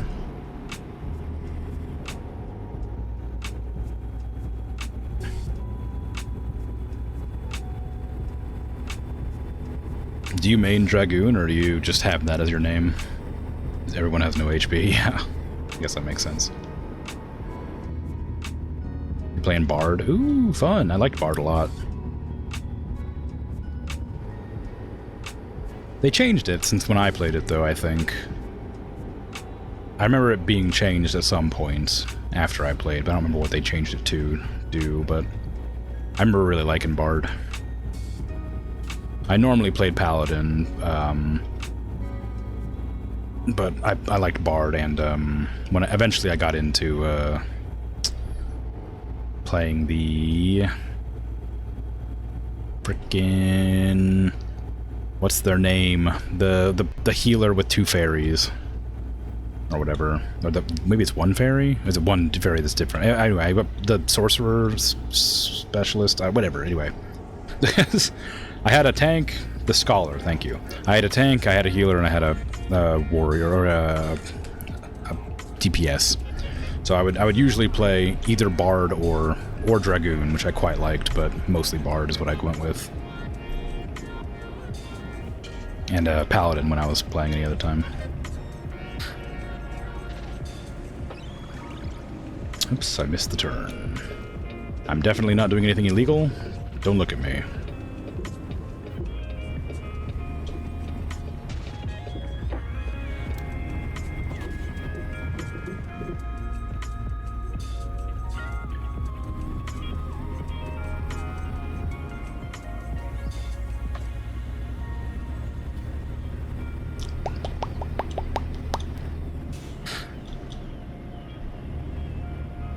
New melee classes is fun. I don't know what they are. I haven't really been following. The last class that I remember them adding was Samurai, I think, which I really liked.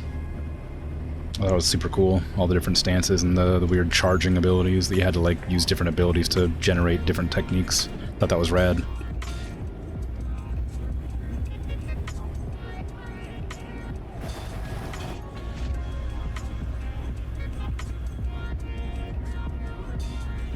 There are computer games if you want to fight someone. I mean, competitive games if you want to fight somebody. Yeah. Yeah, but the thing is, like, the griefers don't want competition. They want to kill people for fun. They annoy people. They want to make people miserable. They don't want to have a fight. If they wanted to fight, they would go to the place where people want to fight, which is Pyro, which is a different system. But they don't want to have anybody fight back. I mean, even most recently, I'm only going to talk about this briefly because I want to deviate away from Star Citizen because I've been every time I play American Truck Simulator I talk about Star Citizen all the time, but the like 2 or 3 days ago, I don't know exactly how long ago it was, but I was playing and I was playing with a couple of friends of mine and we were all like doing boxes. We were all transporting goods and we were going to the location to pick up the boxes. And we teleported to one of the orbital markers, which is how you sort of position around. There's 6 of them, 1 on top, 1 on bottom, and then 4 in the cardinal directions. They how you determine where you want to, like, start going, like where the moons are at and things like that. So we were, like, going to the OM and landed there, and your ship has to, like, charge up its, like, sort of quantum drive, which is its, like, sort of fast-moving teleportation, like, drive, lets you, like, go fast to planets and stuff. So you jump and then you have to charge it, then you jump and you have to charge it, because it's like, it cools down and then it, like, charges up and goes, you know. But while it was charging, you can't go into, like quantum mode. The quantum mode, like, speeds up your travel speed by, like, a lot. So, like, normally your ship will fly at, like, 250 meters per second, but if you're in quantum, it can go up to 1100 or something. So it's like 3 or 4 times faster, whatever. But you can't go into speed mode. So we jumped to the OM, and then immediately somebody started shooting at my ship's engines, and we were recharging the quantum drive, so I couldn't flee. So I could only go the regular speed, but I was in a cargo ship, so I'm really slow. I was going my maximum speed while my quantum drive was cooling down, and they were blasting my engines, so I was going slower and slower, and then my engines blew up and I couldn't move anymore. And the quantum drive wasn't able to cool down fast enough for me to warp out of, like, the area, and it didn't charge up fast enough to warp out of the area. It didn't cool down fast enough to go like hyperspeed. So I was just sitting there getting shot in my cargo ship in the back while I was trying to flee, because you're not allowed to put your shields up when you want to go into quantum mode. If you want to teleport to a different location, you have to turn off your weapons and your shields to go. But if you're being shot, then you need to turn on your shields. But I wasn't in a ship that was for combat.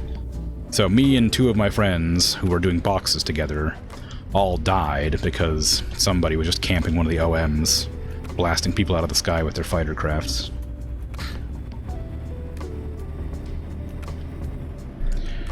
But that usually you can say something if you know where you were. I didn't know where I was. I knew I was at one of the OMs, but if you know where you are, people are usually pretty happy to go and kill PKers. If you're like, okay, there's somebody at Seraphim Station, or there's somebody at like Crusader OM 6. People will be like ready to deploy immediately to kill people. You just have to know where you're at, and they'll go for it. But then people can just jump out and leave the area as soon as they kill you, with no issues. But you don't know who killed you, because the way the game works is you die and you have to you load into like a black screen and you regenerate. But while you're on that black screen, you can't see like the HUD that tells you who killed you, and you can't see the you don't know when it pops up, because a bunch of stuff pops up every time you're doing stuff. But when people kill you, you can do a crime against you. You can press a button to report their crime, but I don't remember what button it is, and you can't see their name because when you're regenerating, you have a black screen.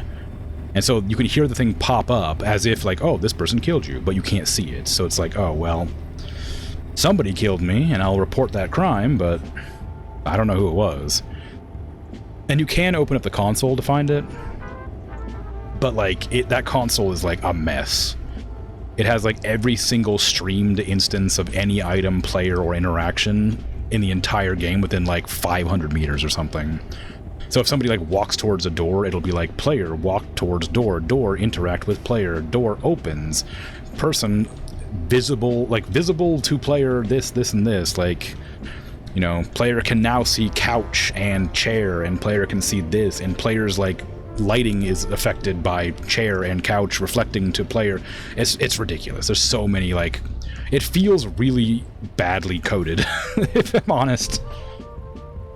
But you can look at the console and see every single interaction, and if you scroll up fast enough, you can find the name of the person who killed you before it gets scrolled off the screen forever.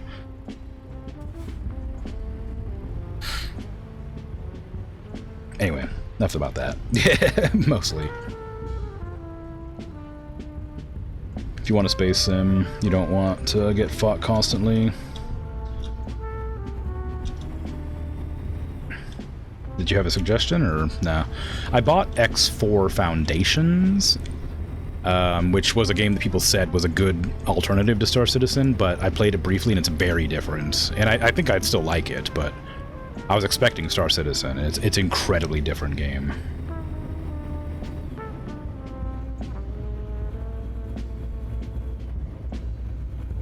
There isn't much in Truck Simulator you could talk about. I could talk about how nice the areas are. I could look at that waterfall over there. Isn't that nice? I could talk about how my character's freaking tired all the time, and how I gotta go find a place to rest, but I'm in the middle of a freaking road on the mountainside, so the likelihood of me reaching a place to rest is pretty low. There's one way out here, but I don't want to navigate that tiny little windy road. Also, this is about the same distance here. So I'm just got to keep on the road, and I'll get a few fines because I'm avoiding sleep violation, whatever.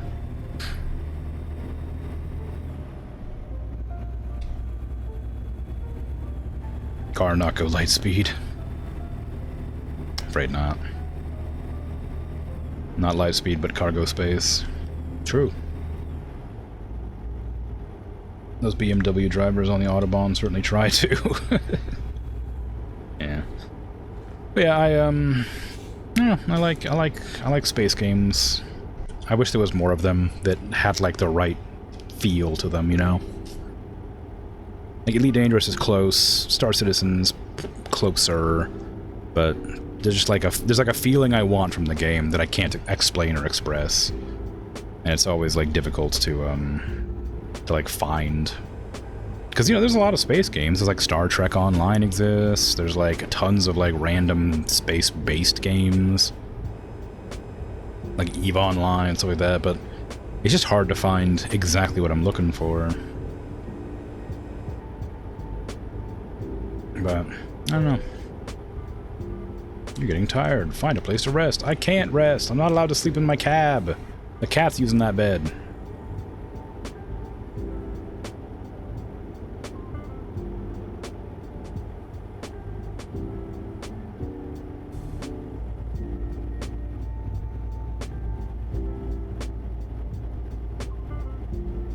Yeah, I was trying to think of,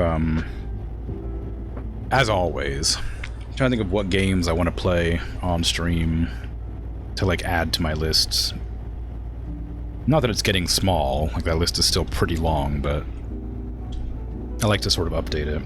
At some point I want to play, the Warhammer Rogue Trader game. I got a hold of that pretty recently. It was on sale.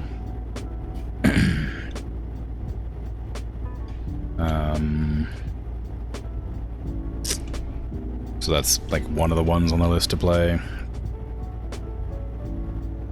Freelancer could be fun while we're talking about space games. That sounds familiar. I feel like that might be one of the other games that people were suggesting, like, as alongside X4. Because I recognize that name from something.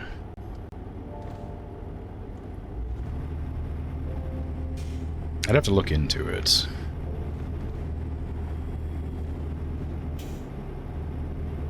But yeah, the Rogue Trader game is probably going to be a long one, so that one's going to be, like, put on the back burner for some time. It's one of the ones I want to do, but not, like, urgently. Other games that have, like, been, like, released like recently, I don't want to play that badly, because, again, the games, I kind of want to get through the games that I have in my backlog. The problem is I have, like 1,000 games in my Steam library or something, and, like, a lot of them are kind of just, like, clogging it up, because a lot of them are, like, sort of not bad games, just games I'm not interested in that came along with, like, a bundle of games. So I'll have, like, you know, this game that came with, like, a game I wanted, and, like, or, like, these, like, 5 games that bundled with the one game I bought. And that happens a lot, so I just have a ton of games that, like, kind of convolute the library in a way that makes it difficult to tell how many games I actually want to play. Freelancer's quite old, but you think it's one of the best space sims you've ever played? Sim, it's very arcadey, but not a simulation at all. Ah, alright. I also want to play, I'll look into Freelancer. I also want to play, what's it called? The Starpoint Gemini game. Maybe not the first one. I've heard the first one's not great, but the second one I've heard is very good, so I'd like to do Starpoint Gemini. You're getting tired, find somewhere to rest. I know. I'm working on it. They don't actually have, like, rest stops at reasonable intervals. They're not like real life, where you have a rest stop every, like, 20 miles, where you can just go and sit in a parking lot and sleep. I have my cab, but I'm not allowed to sleep in my cab. It's really strange. I don't know why it exists. I mean, I guess you can sleep in your cab, you just can only sleep in it when you're in a parking lot that you're allowed to sleep in, which I guess is a real thing, but still.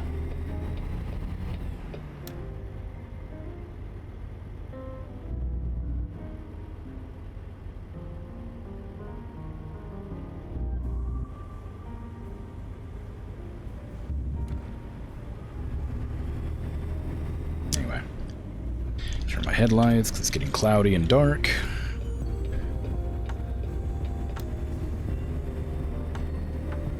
But yeah, Starpoint Gemini I've heard really good things about, so I want to play that. Mass Effect I don't think is a space game. really, but it has space. It has sci-fi themes. I want to play that. But I'm looking for like space sims or something to that degree. You know, if I was to compare a game to like Star Citizen and Elite Dangerous, I want games kind of like that, with like more to it, of course. Like, I want the ship flying aspect, but I also want to be able to like walk around and do stuff. But I don't need it. Doesn't need to be that involved. Just I want those to be a thing. Like I reckon if EVE Online wasn't like inundated with people paying thousands of dollars and to like have the best ships in the game, and you weren't at risk of losing your ship when it blows up instantly, I'd probably like that, but not really into it. Not really into that sort of nonsense. I'm trying to think of a good way to say it, but it's just nonsense. I don't know how they got away with it. I don't know why people play it. Playing a game where you literally can lose everything just feels like it doesn't make any sense. I don't know why you'd bother. I guess maybe the adrenaline of like losing real money to a game. It feels an awful lot like gambling. Maybe it's a similar feel, but I don't know. Longview? Really? This is the first time I've been to Longview? Oh no, the truck swap. I need to sleep there.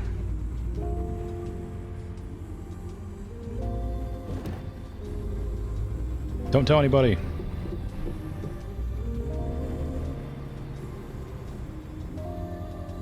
Okay, let me get a little bit of a turnaround here. Okay.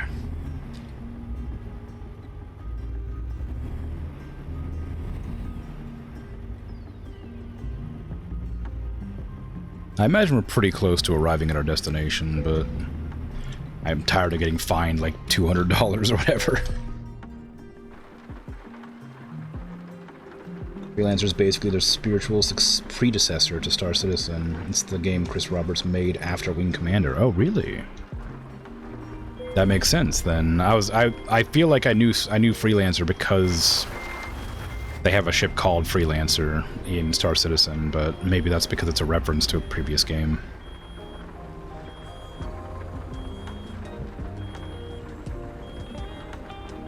But I was just word associating, so I wasn't sure.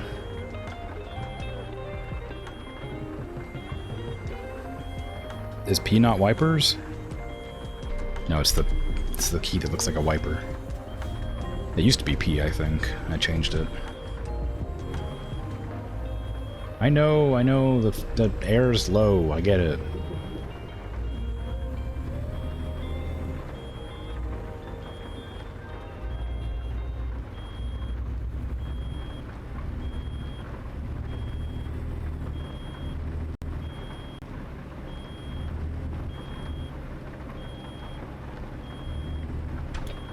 Yeah, I'll check out Freelancer. I mean, I don't know how old I'm willing to go for games. I'd like to say I don't care about like graphics and stuff, but I do care a little bit. And I also do care about like clunkiness in games, and a lot of old games are very clunky. So it makes it difficult to like enjoy for me.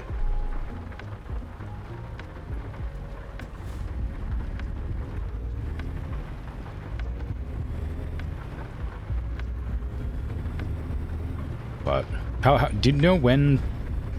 What? No, I can just look it up. I was gonna say, I was gonna ask you some questions about it. I can just look it up on my own. 2003. Well, okay. Thank you. That's what I was gonna ask. So it's like a PS1, PS2 era game, which is probably okay.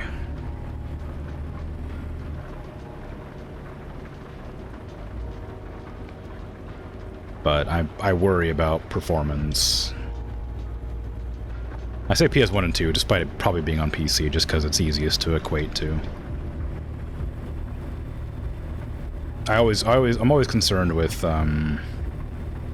just because, like, we have so much time developing games since the original games, you know, that we've improved a lot on what controls should feel like in these sorts of situations. And so, like, playing an older game that knows what it kind of wants to be, but doesn't know how to implement it is like, you can kind of just feel that.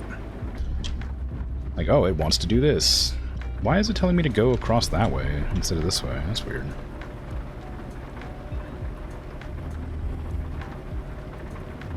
It was looking at me like Pong. No, I mean like just older games. Like if you look like if you like go to like older platformers that are like 3D platformers, for instance, you can tell the difference between like modern platformers and how much more precise controls are and how much more like how the jumps and stuff all feel like correct versus like how they used to be like floaty or too heavy, that kind of thing. Or they're like not too punishing for making like obvious mistakes, kind of things like that. Unless they are intentionally made to be frustrating, like Jump King or whatever, I guess, but that's a 2D platformer anyway, so kind of different. But anyway, hey, we're welcoming to Astoria. I remember this place. I've been here before. There's the boat museum. Wow. It's the church I don't recognize. The boat museum, look at it. Wow. There's the YMCA or whatever you call it. It's the community center. Wow.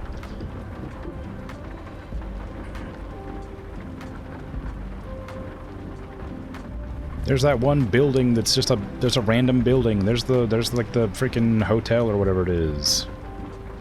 Wow. This is I've visited this place a lot. I know it. Where's the arcade? The arcade's like back there somewhere.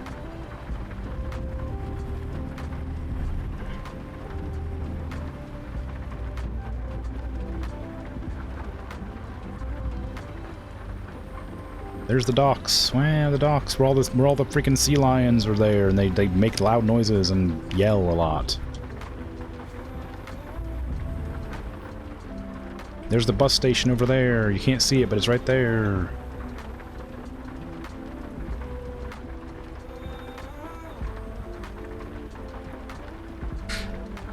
It's the most aggressive snake in a video game. Holy crap. That's fun. You had a weird thought. Horses used to pull vehicles, but now we have vehicles designed to transport horses. It makes sense, but feels like the tables have turned. The horses, you know, serve their time. They deserve some relaxation here and there. There's a college up on that hill that's not rendered.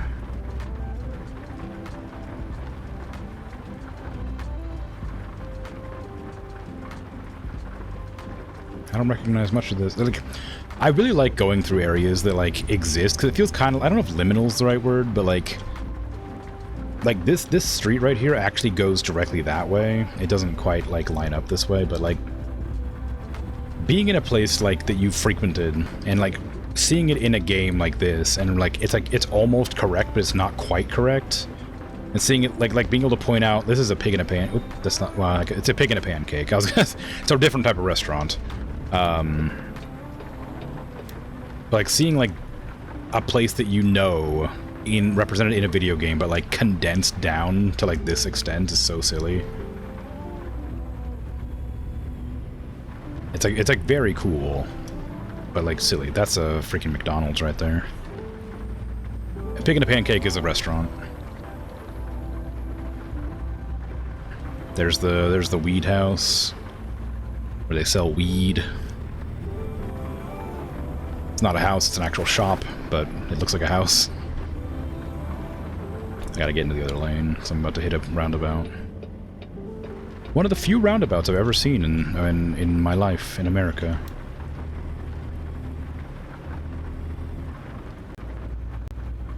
There's like a tennis court that direction, and a school.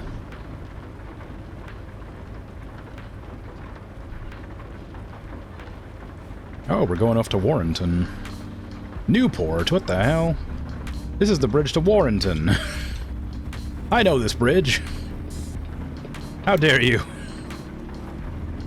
Just completely deleted a town.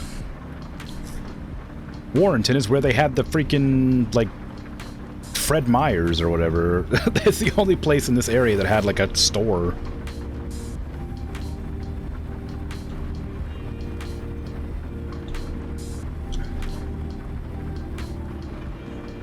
Ooh.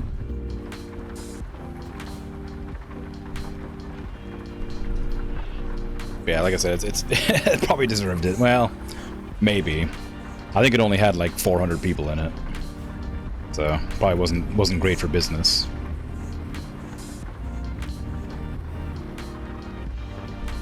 Do they have Klatskanai on here? I don't think they... probably not. I probably would have recognized it if they had Klatskanai. No, they don't have Klatskanai. They don't have Mist either. They don't have Mist, Oregon. The smallest town in the world or something. With like 3 people.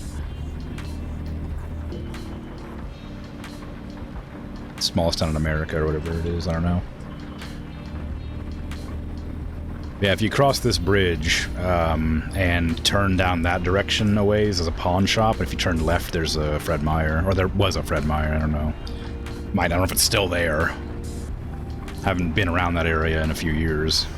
I haven't traveled in... I don't have a car anymore, so I don't travel much. It wasn't my car to begin with, but, you know. Oh, look, it's the Walbert. So they did render in the Fred Meyer, but it's a Walmart here for some reason. Well, there's the Fred Meyer, which is now a Walmart for some reason.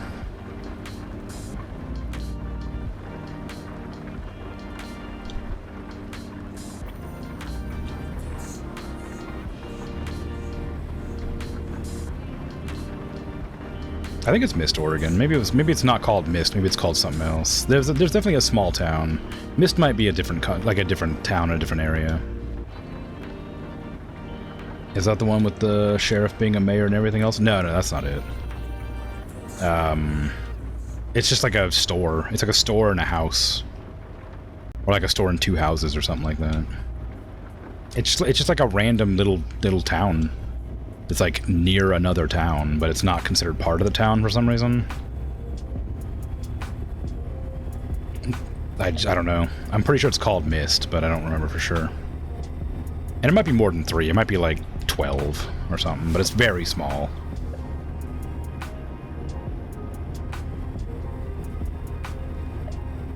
I think you'll find I exaggerate a lot when I speak. And I'll try to correct myself when I realize I'm exaggerating, but usually I'm pretty close. I try to like exaggerate like an amount that's silly, but not so much so that it's like wrong.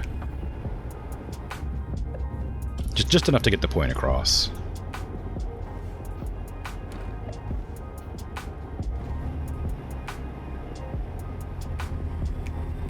But then I realize sometimes that I'll be taken literally, and I don't mean for that. That's not how exaggeration works. I know.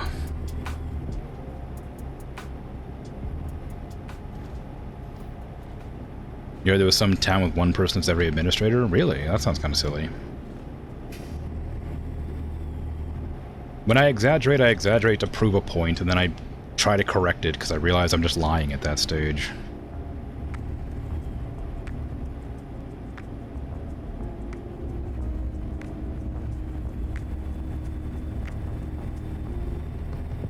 But there is a very small town that has only a few people. The last time I went through the area, it only had like 12 or 10 or something.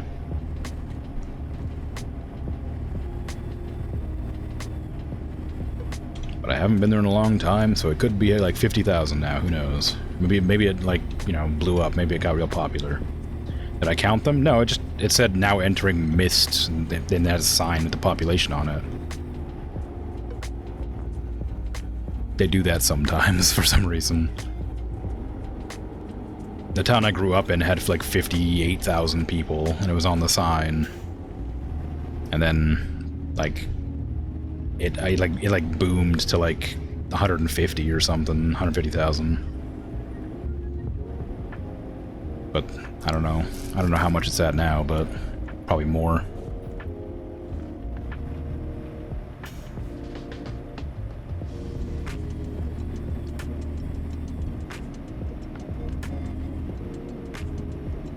Soft Lock City, population me.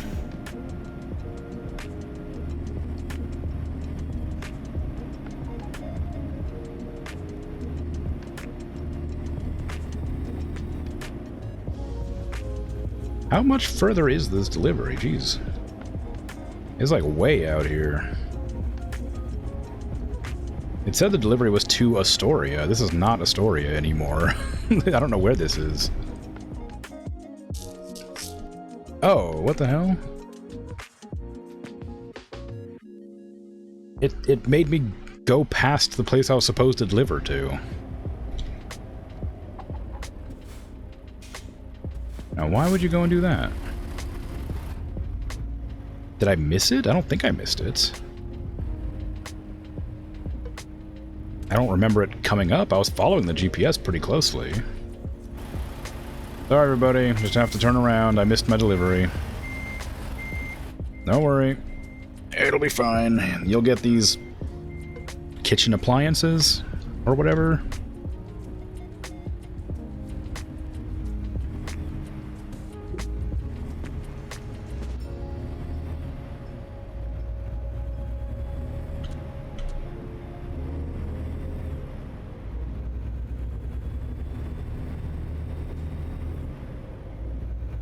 I'm sure it's fine. Let me see something real quick. It still has 7 hours remaining. We're almost there. Like, it's not even a problem. How much money? Wait, how much money do I have? How much have I made?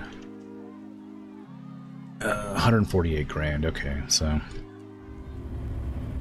during one delivery, we make around probably 100 grand. And then, of course, whatever I make for delivering the delivery. So it's pretty good. Of course, we're going to get more now that I have 5 more people driving around. I don't know how likely they are to complete their deliveries on time or make the right decisions to get to, like, the long hauls, but it's probably enough. I mean, they made like 50 grand from my character sleeping for 10 hours or whatever, so it's probably safe to assume we make about 5 grand an hour.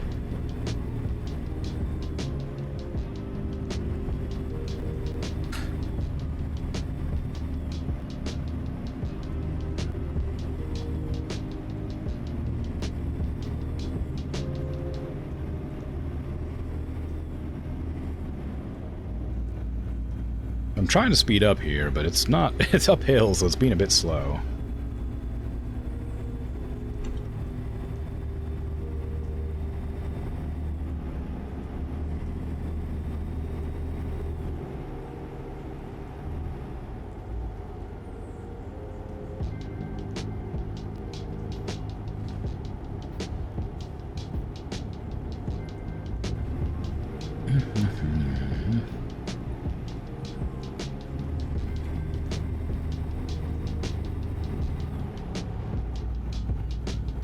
Okay, I need to keep an eye on the GPS now, because supposedly we missed it last time. And I imagine... There, I've corrected it so it won't have the red line behind me now. At least I hope, although it does look like it's staying. So the red line just like bugged out for some reason.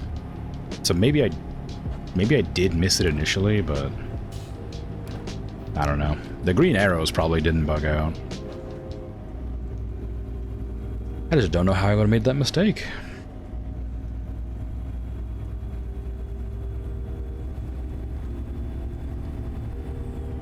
Because I missed it by like a long while too. It wasn't just like an a turn. It was I missed the turn and it then continued down the road for a good like 5 minutes without even realizing.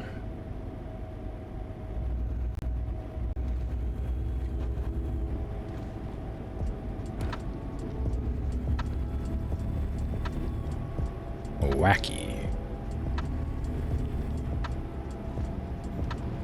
You might be tired. I think I am definitely tired. I've been tired for about 45 minutes. At around like 3 hours, I was like, "Oh man, I probably shouldn't have kept going." And then I was like, but I'm not having a bad time. I'm enjoying myself, but I am tired. I'm still quite sick, but now I'm less like stuffy and more just like hurt, like scratchy throat. So I imagine I'm tired because of that, mostly. Like, my throat hurts. It sucks. I don't know why, though. I haven't done nothing. I'm not coughing very much. I'm, like, kind of doing that, like, that chest, like, thing, but not like a kind of thing, you know? I don't know. I don't know what you want me to say from that to make that make more sense. Was I supposed to deliver to the Walmart? I think I was. I think I might have missed it because I was like, "Oh, look, there's the thing that I said wasn't here," and then that was where I was supposed to go. Whoops. I was just like so surprised. You slept at the truck stop before? You're right. That's true. But I did that thing where I slept for 10 hours and it was too much sleep, so I got tired again. I did a hydrate for you. You didn't hear it, I don't think, but it happened. I didn't make much noise doing it. I didn't point it out. I just did it.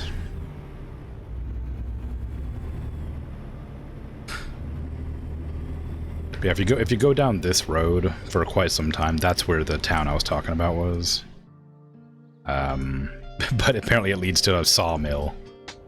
The town, like, Warrenton is what it's called. Not Warrington, which is what I remember calling it originally.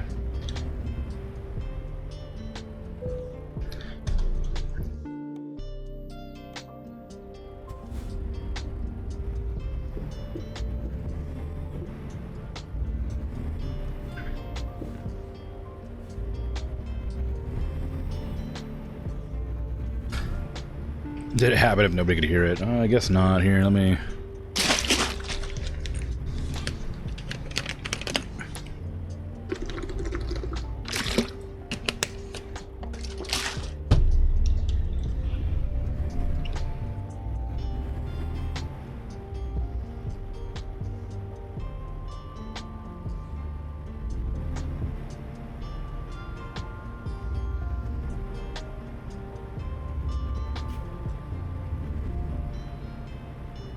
trying not to laugh and I swallowed wrong and it hurt really bad.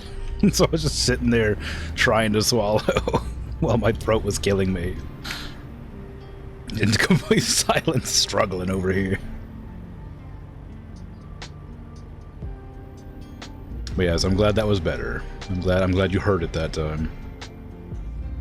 I thought it was just petulance. No, I was my throat was like not swallowing correctly.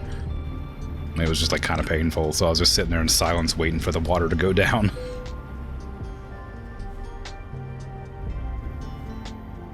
It does that sometimes. I don't know why. I don't know what prompts it, but it is always annoying and painful. It happens like once a month or something, maybe twice a month.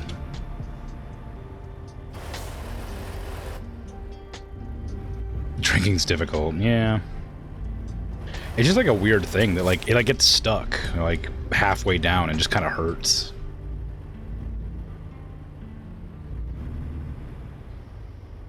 I don't know why it does it.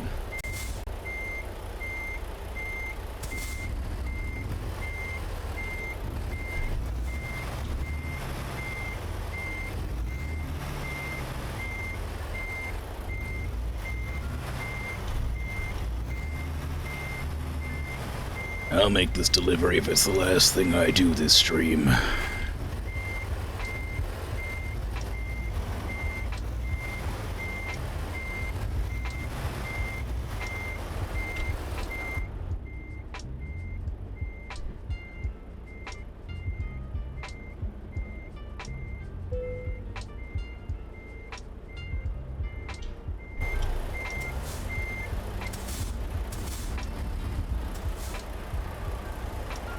I gotta be careful when I'm doing the backing up because it uses up the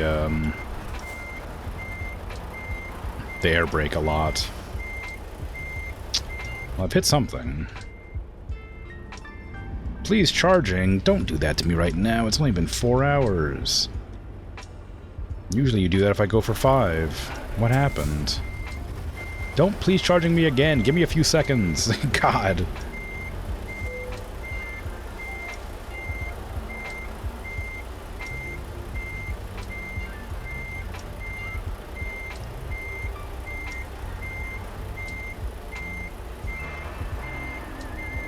Even the headphones want me to end my stream.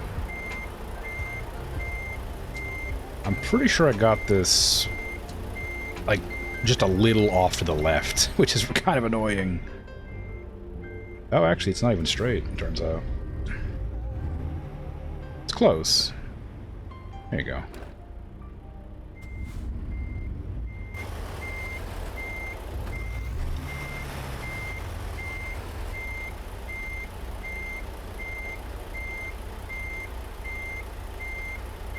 Almost got it the first time. Well, second time. Hit the bollard the first time. Oh, I didn't mean to put on the air brake. Oops. The handbrake, rather. Hey! Delivery made. I got $44,494. Now I gotta go drive to a stop so I can refuel and repair so I don't forget to do it next time, because I definitely will. I'll start my drive halfway through. I'll realize I don't have enough fuel to get anywhere. There's a stop right there. It's kind of out of the way. There's one right here, the Kenworth dealer. Maybe that's worth going to. There's one right there. There's a garage right there. I'll just go there. I'll go and buy that garage in Portland, apparently.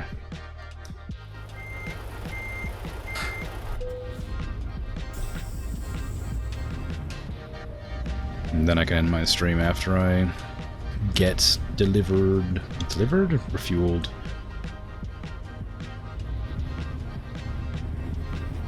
I can probably pay off my fine now. Oh, actually, I'm gonna save that money to buy the garage, probably.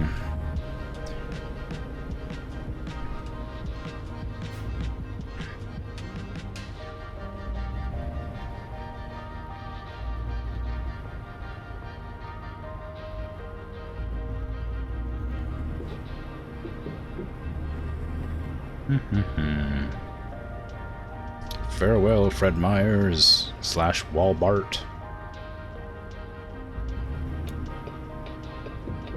I'm sure people still shop at you. Despite I remember it supposedly closing soon, because it wasn't making enough money because there was nobody living nearby. But it was only rumors heard through the grapevine of a town I visited a couple times on my journeys. Ooh, hello. Hey, I don't know about you, but some bird just flew into your car. See ya. God, some people, ridiculous. See that reckless driver back there? Just driving right out into the road, disregarding my stop sign altogether.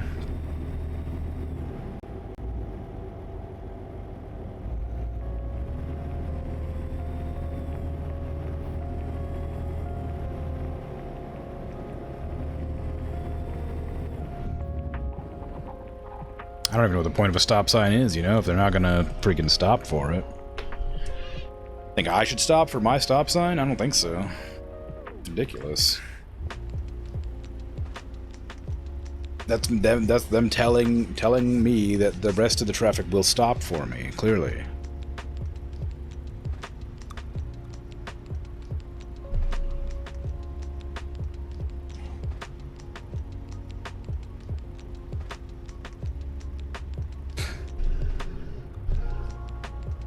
Why did I have to hit a drawbridge when I wanted to go? like trying to like end my stream by getting to a location to stop, and I just had to hit the drawbridge. I bet I'm also gonna hit every single red light, and I'm gonna have a detour. Maybe I should double check to make sure that's the closest place. Yeah, I mean it's pretty close. It's like 5 minutes at most.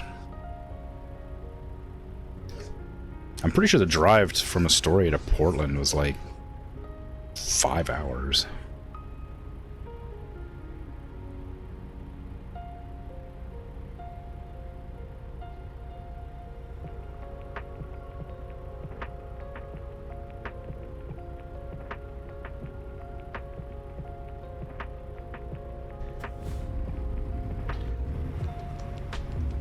can't see the light, so I'm just assuming it's green.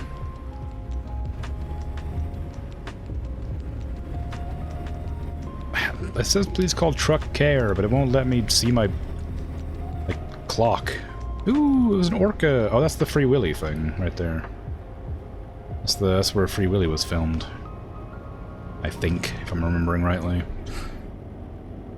The Goonies was also filmed here, and parts of Teenage Mutant Ninja Turtles, I think?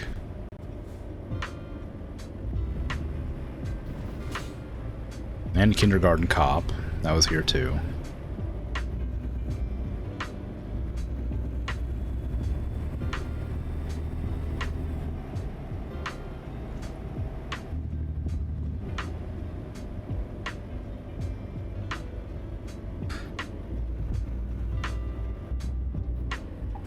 Oh, look, a red light. Who could have seen this coming?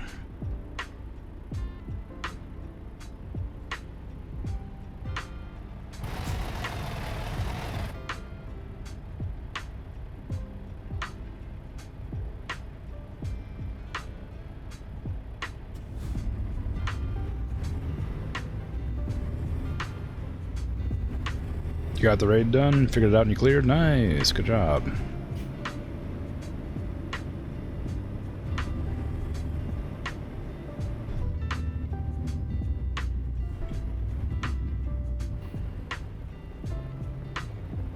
Didn't take too long. Wasn't too bad.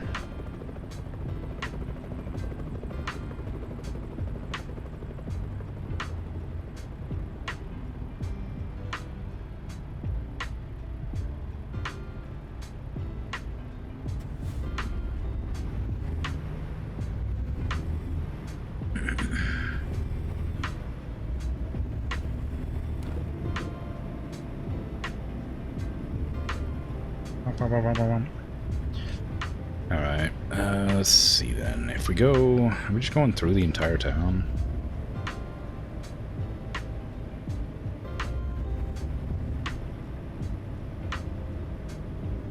Did they not have the road to the side there?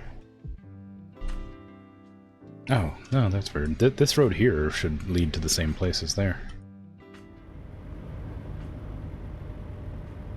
But I guess they squished it together, so it's just a lot closer than it normally would be. That's the movie theater! Right there, I recognize that.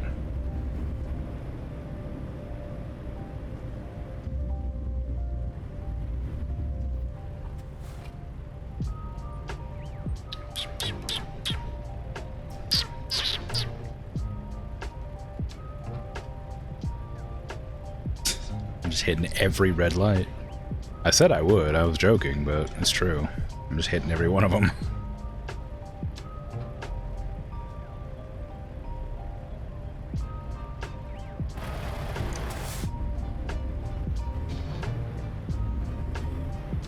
You cleared, but somebody took the gear piece you needed? Oh, really? Is it not a...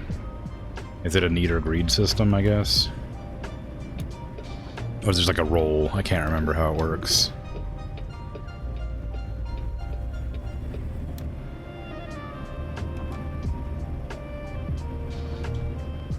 It's a need and greed? Okay. Well, dang. Sorry to hear that. Guess you'll just have to run it again, won't you?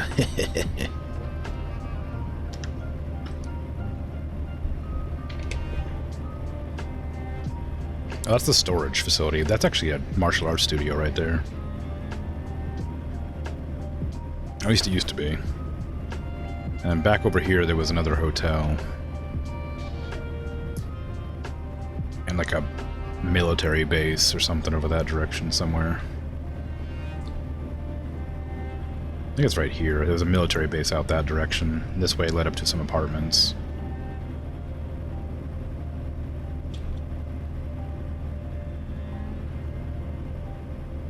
Don't you please charging me.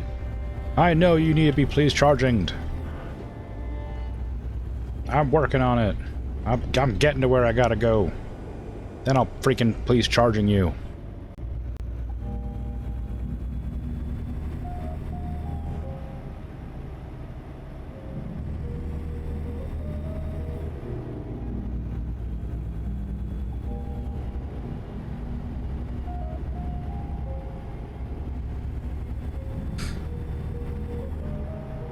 they rolled an 87 and you rolled a 5.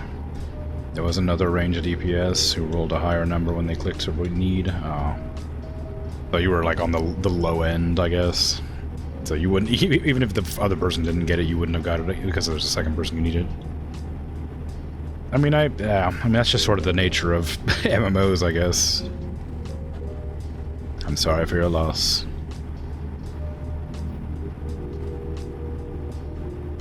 You'll get it next time, don't worry.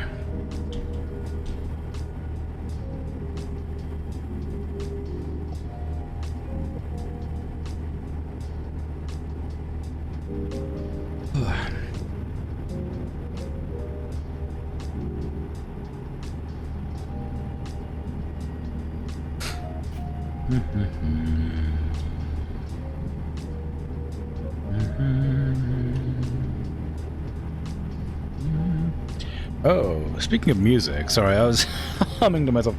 Actually, you know what? I'm not gonna show you that. I'll tell you about it though. I was looking for, like, through just a bunch of random junk, hoping to find my harmonica that I lost a long time ago. Well, not a long time ago, some time ago. And I found my my little, like, shoe bells or whatever. The like, I don't know if those I don't know if people know what that is. It's like where you like have like some bells you stick to your foot and you stomp and it makes jingle noise. It's like a one-man band sort of thing. Anyway, I found those. I'm not gonna shake them because they're incredibly loud and obnoxious, and there's no reason to. Like a Morse stand, kinda, yeah, I guess. I use them as like knuckle bells though. I have like I got like jingle knuckles instead of like brass knuckles. They probably hurt really hard if you like really bad if you hit somebody with them. I mean, well, maybe. Yeah, they'd probably hurt really bad if you punch somebody with these.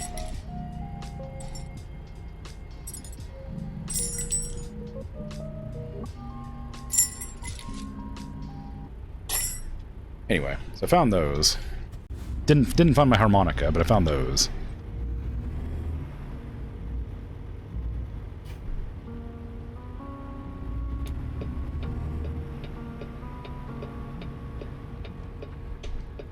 Dang.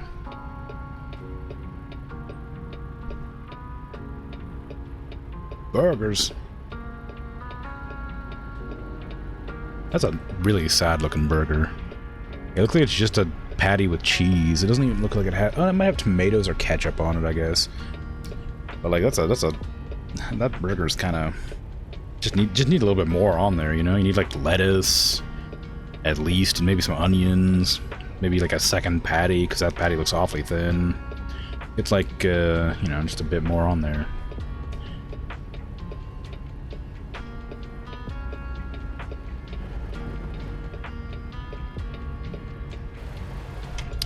I pressed 2 instead of W.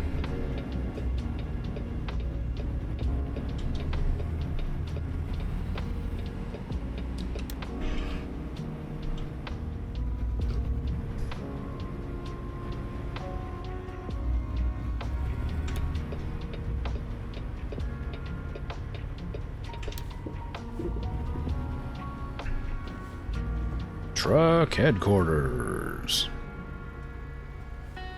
I'm gonna buy it. I own this. Truck headquarters. I have no more money left, though. That took a lot more than I thought. I thought it was gonna be like 100,000, but it was 180,000. Which might be how much it always is, and I just never noticed.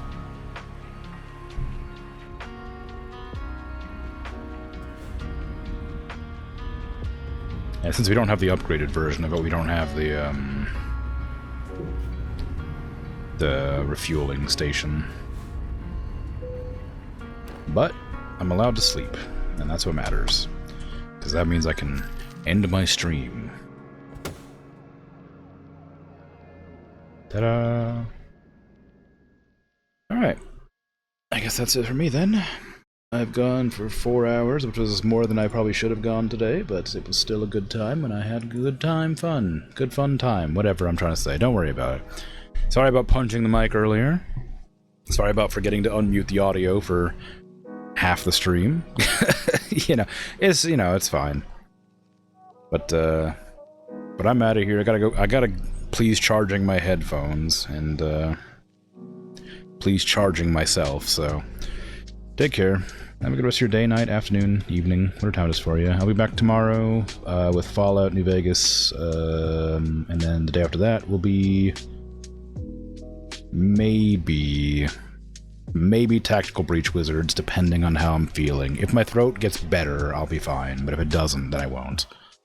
I don't know what I'll play in exchange for. I'll probably play a short game if I don't play that, just so I can get into that as soon as I can. We'll see.